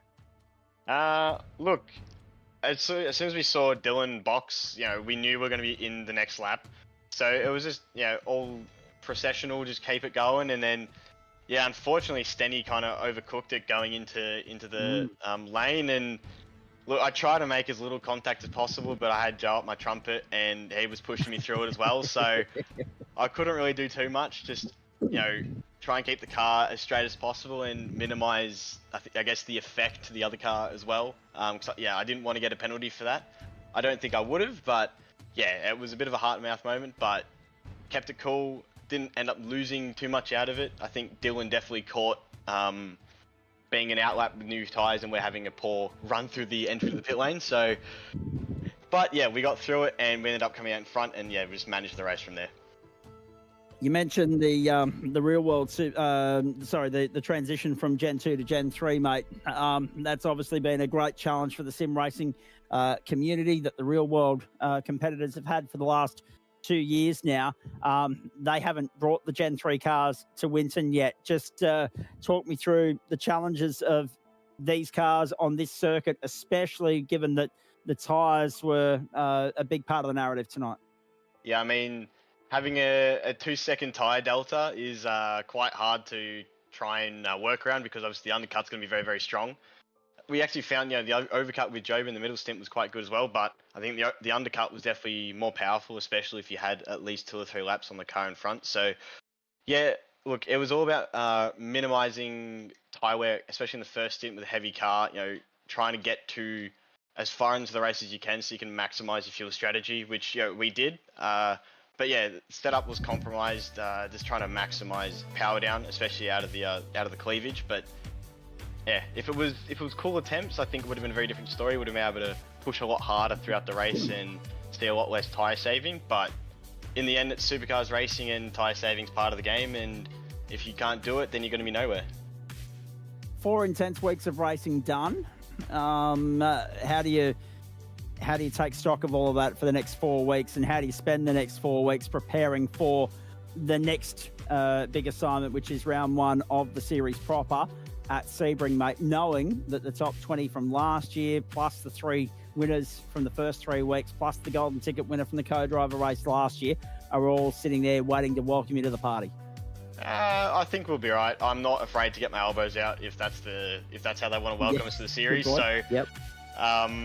Coming from a real life racing background, it's and karting as well. It's always pretty brutal in terms of racing in competitive grids. So yeah, if that's how they're going to welcome me, then there might be some return service. But in the end, that's not how I want to race. But yeah, if I'm going to get rubbed the wrong way, I'm going to rub them the wrong way back. So that's how it's going to be. Indeed. Have I left anything out here, Sam, man, or should we just get the race winner to thank who he needs to thank? Yeah, I reckon Damon needs to thank everyone else, and he can does. go celebrate with his team.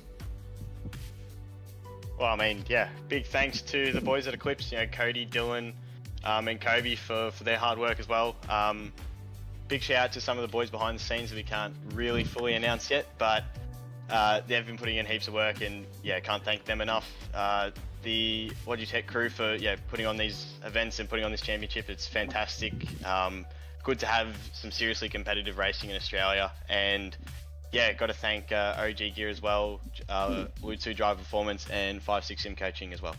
Actually, he just fueled 2 more questions from me very quickly, because I know we're up against it time-wise here. Longer race tonight being Winton and the slower average speed. But I want to ask you 2 quick ones. You mentioned you can't mention names. I respect that. I appreciate why.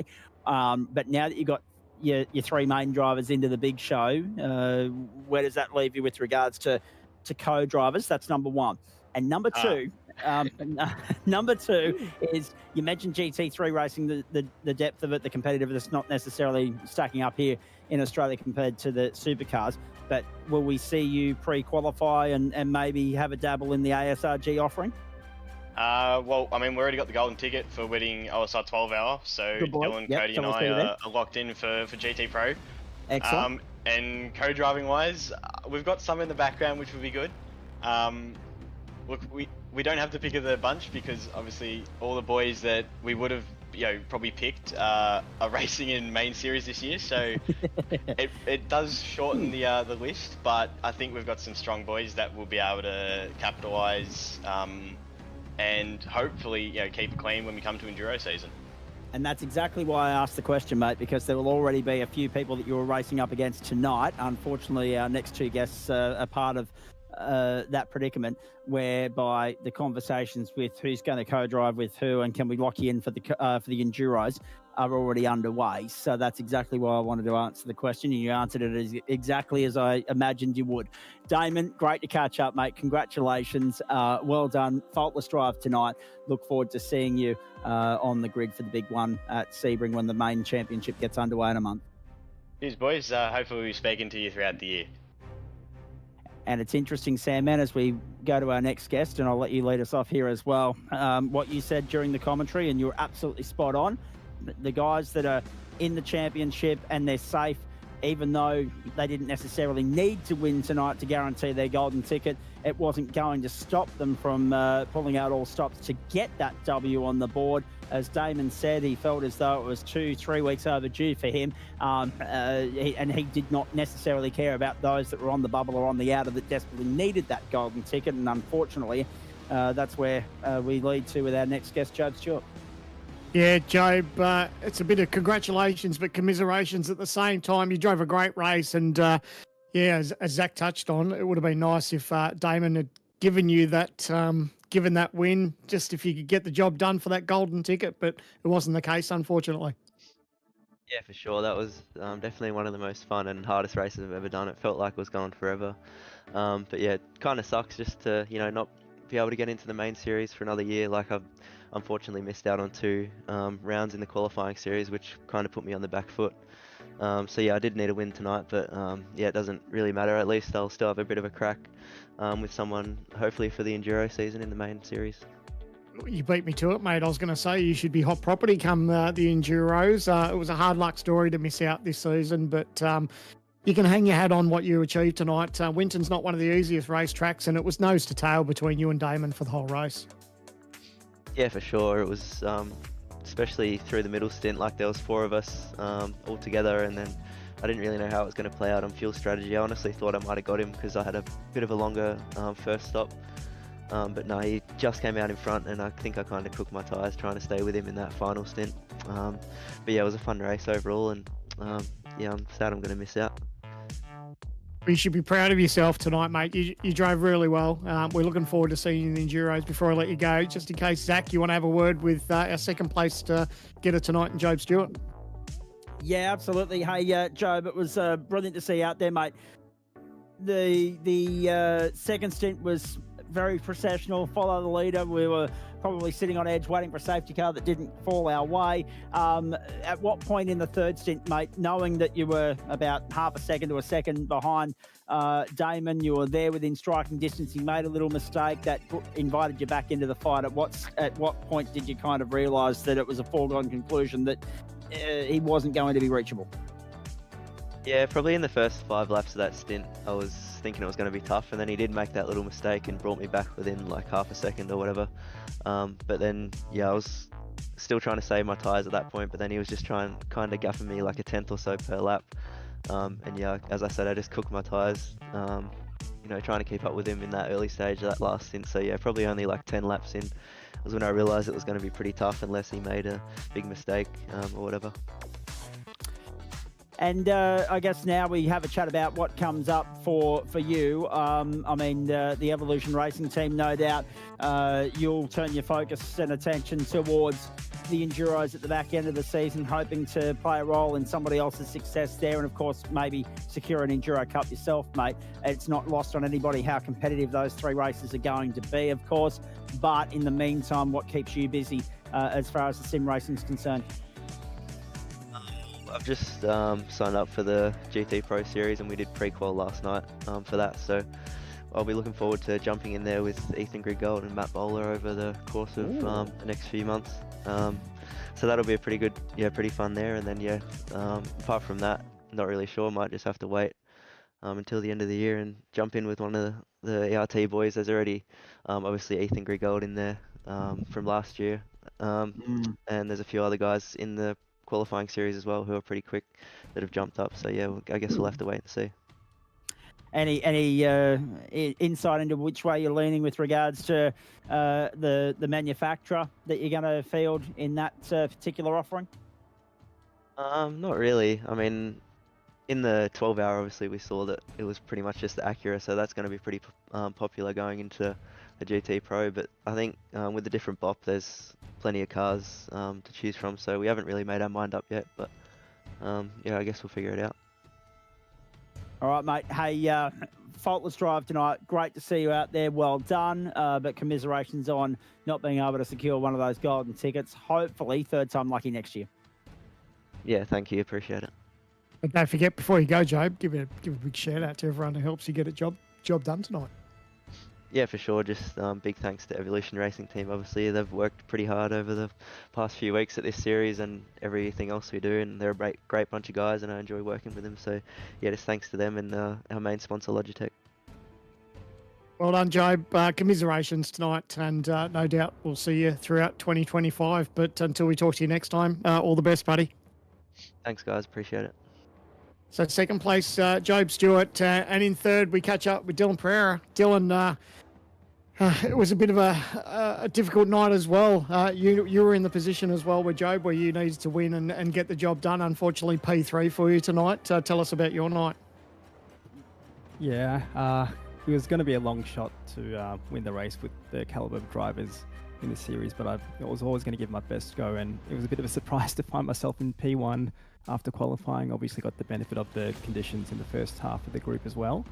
Got a bit of wheel spin off the grid, so that wasn't great, but didn't mind following Job and Damon anyway, and it was clear that they had a bit more pace, so I felt like third place was probably the best I could do. So yeah, really proud of the drive. Bit bittersweet though, because I've just missed out, and but I'll look forward to hopefully getting an enduro seat.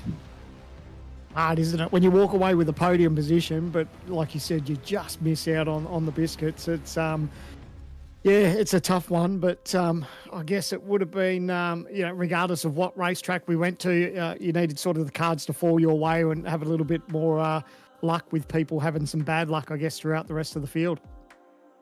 Yeah, and I didn't help myself. Round one, qualifying fourth and then sitting fifth, sixth in the first half of the race and then blowing an engine. So it was a long way back from there, but had a good result round two, and then round three had a bit of bad luck, and then just didn't keep my head down and net some extra points.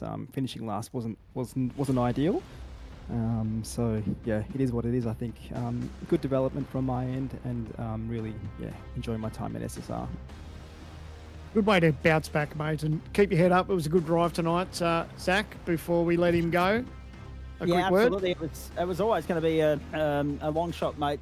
But at one point there, we were looking at the points, and you were only 18 or 20 away.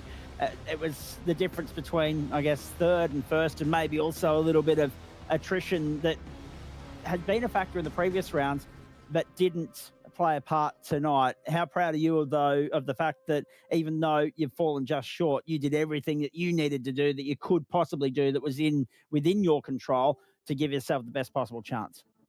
Yes, super proud, and the guys have been really encouraging despite this disappointment of not making the series. I think I've shown decent pace here and there, but done my best work in practice or qualifying, so it's good to get a good result in the race. Indeed, and I know we're going to let you thank a couple of people in a moment, mate, but what do you turn your attention towards now within the Synergy Sim stable before, no doubt, we see you playing a role, I should say, as a co-driver in their Enduro campaign later in the year? Well, it's just been a blast spending time with the guys and doing practice and helping with the setup and churning laps. So I think I'll just support the guys in the main series, and then if I can get a drive in Enduro, that would be awesome. Otherwise, for my own racing, I think I'll turn to Scops most likely. All right, mate, and we wish you the very best for the rest of the campaign, whatever happens, whatever you throw your hat into, and we look forward to seeing you on the grid for the Enduros later in the season, mate. Anyone you want to thank on the way out the door? Yeah, absolutely. So thank you to the guys at Synergy Sim Racing and its sponsors, Watercraft Performance Centre, Sud Speed, Elisco AI, Works Racing Components, and Dr. Epoxy. All right, mate. Dylan Pereira, everybody. Well done, mate. Congratulations. Great results in terms of the race. Did everything you could, left nothing on the table. Good luck for the rest of 2025 and bad luck on missing out on a golden ticket here. Thank you very much. Cheers. Sam, man, in the final wash of things, I dare say, because we've got the slide up showing the next bit of information that's coming away on the platforms of SimSpeed, that we're getting the wind up here, but I do have a couple of final questions for you. Don't forget, folks, it's only a month away. It will come around very quickly. The countdown already on. The opening round of the Logitech V8 Pro Invitational Series coming to you live from the Sebring International Raceway, Wednesday, March 19, 7:45 Eastern Daylight Time. Our commentary colleague, Scott Rankett, has graced us with his presence in the commentary box. We're going to get an insight into just how Darren Lockyer-esque he's sounding once we get off air here, I'm sure. And then 2 nights later, in what is an enormous week for the platforms of the Australian Sim Racing Group and also SimSpeed, we will take you to the Daytona International Speedway in Daytona Beach, Florida. Friday, March 28th, that should be. That is the first of 6 rounds in the GT3 Pro Series. Round 1 will be from Daytona, and we're looking forward to that. The series calendar for that has already been published. We're off to Fuji, we're off to Spa, we're off to a couple of other big venues as well, including a finish at Mount Panorama just 2 nights before the Bathurst 1000 for the 2020 5 V8 season, and looking forward to that immensely. So, Spa in there in July. There's also Circuit of the Americas as well, if you don't mind. So some really big tracks coming up, but that will be the first stop, the Daytona International Speedway, home of the Rolex 24 and the Daytona 500, which have already been come and went so far this season. It's getting away from us, Sam, man. I've got a couple of questions for you before we go, mate. With regards to tonight, the final washer tonight, huge night for the likes of Damon Woods and also Glenn Postlethwaite, Kurt Stenberg. They've all got their golden ticket there in the hard luck stories. There are plenty of them as well. Dennis Gaderick, of course, Dylan Pereira, Job Stewart, just to name a few. How lucky are you, though, if you're someone like Brenton Hobson, who didn't have a clean run but had enough points in the bank? It's been a lot to absorb and a lot to take on board. I think the guys are going to be very happy that this one's behind them. It's been come and went, but there will be a few that are no doubt licking their wounds in a race that held our breath and held our imagination from first until last, but had nowhere near as much attrition as we might have been anticipating. Yeah, it's something that I touched on throughout the broadcast, risk versus reward. There were some people out there that couldn't afford to push the envelope too much because that would automatically take them out of the running for a chance at 2025. We've seen some amazing racing. This qualifying series really hasn't let us down one bit. Every week has been something to talk about. A brilliant race from Winton tonight. Commiserations to the teams and drivers that missed out, and congratulations to the lucky few that have made it through. We're going to have a massive 2025 season, and the Logitech V8 Pro Series is really going to go ahead in leaps and bounds. I have no doubt about that. Stay across the platforms of the Australian Sim Racing Group, ladies and gentlemen, the V8 Pro Invitational Series page, the Logitech V8 Pro Invitational Series page for more information with regards to the calendar. I saw a draft that looks very different to the one that's going to go public in a couple of days' time, so I'm glad that we didn't divulge that information tonight. But do keep your eyes peeled to find out where and when we're going to, what that Enduro Cup looks like. And all I can tell you is that Bathurst will be the same weekend as the GT3 finale at the same venue, and what will be an enormous weekend for these platforms. Sam, man, the other thing as well, if you're that top 20 plus the 4 golden ticket holders that were sitting back watching on tonight, who are you most threatened by? Who poses the biggest threat to you in an automatic place on the grid next year? And who out of the 20 that have gained their golden ticket tonight might just step up to the plate and get that automatic qualification after 12 rounds this season for next year? Because it's always something to keep an eye on. It's always a compelling aspect of proceedings here. The improvers, the movers and shakers year on year. And I have no doubt that we're going to see that again. Yeah, Zach, I'm going to do my best impression of sitting on the fence because we are going to see some amazing racing throughout 2025, and it's just so hard to call. We've had a different championship winner each year, and no doubt this field is just going to get stronger and stronger, and I already can't wait to get to round one. I wish it was tomorrow night. All right, I will let you sit on the fence for the moment. We'll remove the splinters a little bit later on.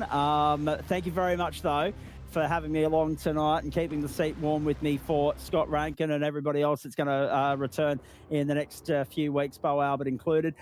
Looking forward to joining up forces, teaming up with you again at some point later in the season, mate. But thanks for nursing me through this one tonight. Thanks, mate. Yeah, appreciate you stepping in. Hope Scotty is feeling a little bit better. We'll have a chat to him a little bit later. But yeah, until next time, Zach, thanks for stopping by. It's been great to have you on board. It's been terrific to be here for the Logitech G Pro V8 Invitational qualifying series done and dusted. Ladies and gentlemen, we sincerely hope that you've enjoyed it as much as we've enjoyed bringing it to you across the course of the last 22 days. 4 rounds, 4 different countries, 4 compelling races that held our breath until from first until last. 4 different winners with golden tickets, and now the other 20 have been decided as well, although we still have no word coming through our earpieces to that sudden death tiebreaker for 20th, so keep an eye out on socials for that in the coming days as well. We'll just make those two sweat a little bit more throughout the course of the rest of the night. It's been great fun to bring it to you, with thanks to all the people that make it possible here, of course, including our commercial partners at SimSpeed and the Australian Sim Racing Group. And of course, it would be remiss of me not to mention Playseat, the Gamesman, and also OG Gear and Motorsport Australia as well. The qualification is done. The pre-season has come and gone. Now we turn our focus and attention to the big dance. 12 rounds await. It starts a month from today, and it promises to be one hell of a roller coaster ride once more on the road, on the path to determine who will be the winner of the Logitech G V8 Pro Invitational Series for 2025. And as I say, another enormous week on the platforms of the Australian Sim Racing Group and SimSpeed as well, that opening week, because we'll have the first round of the GT3 Pro Invitational Series as well. More details on that in the coming days. We know the calendar already. We know the makeup of the schedule, but what we don't know is the final makeup of the grid, because the pre-qualifying wraps up tonight. So keep an eye on social platforms tomorrow and Friday to work out who has made the cut and who is going home. We sincerely hope that you've enjoyed the last few hours as much as we've enjoyed bringing it to you. From all the crew here, a very good evening to you on behalf of Scott Rankin, Bo Albert, and also Sandman Stephen Clark, the number 1 ticket holder of the Brisbane Heat, Jay Kennedy and the broadcast and production and commentary team, and our crew in race control and at admin level at the Australian Sim Racing Group.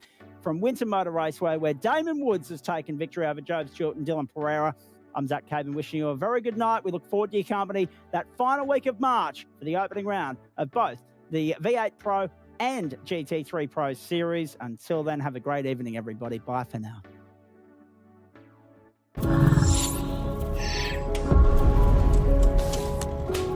The Racing Series is a new milestone in Logitech G. All the great old wheels, the G29, the G920, the G923, they all have their own unique way of connecting to each other, but there's no room for expansion with those products. So the question arose was, what if we were to give the opportunity for the racer to switch out from a drifting wheel to a GT rim? With the wheel hubs that we've created, that's got a very specific button set, but you can replace any of the steering wheels. And the real lovely aspect to this was we could give the user, driver and the racer the opportunity to experience different genres of race. That allows drivers to craft high quality, customized setups that resonate with your individual racing style. When we start with the design, we always start sketching. Very often, once we've got sketches, we start discussing with engineering. We had 3 rounds of engineering testing or user testing where we invited in users from sim racing, and every single round of feedback we refine, the product based on what they tell us.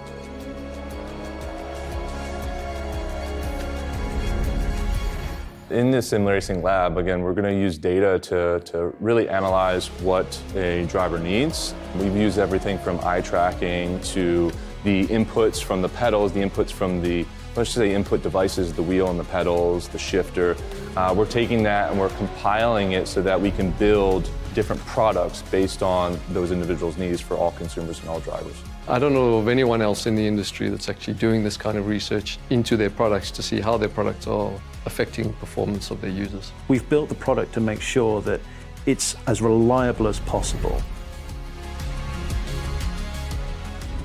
So the innovations in engineering that I'd say we're most proud of is the sequential handbrake and shifter toolless changeover. This is now a patented system, so it's really easy for the user to just switch between modes.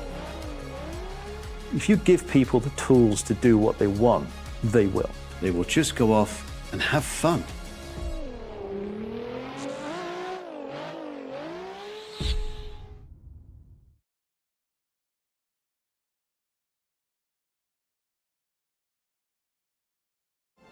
Weekend in, weekend out, Motorsport Australia officials are making waves. From waving flags, waving cars through pit lane, or responding to a wave for help. Wave hello to new lifelong friends. Who knows, you might just make waves around the world. Ride the first wave. Search Motorsport Australia officials today.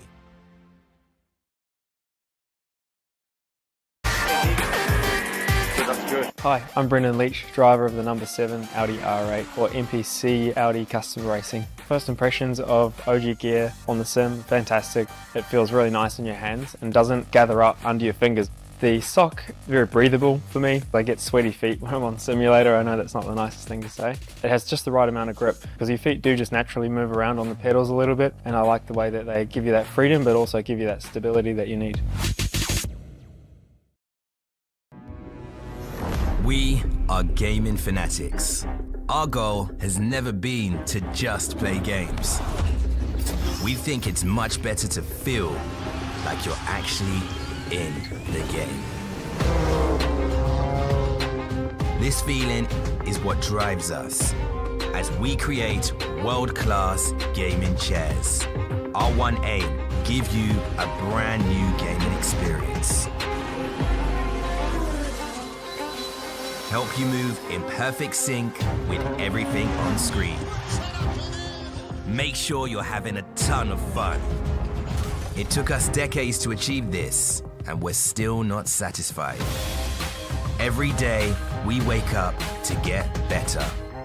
We'll never stop designing the very best to help you be your best.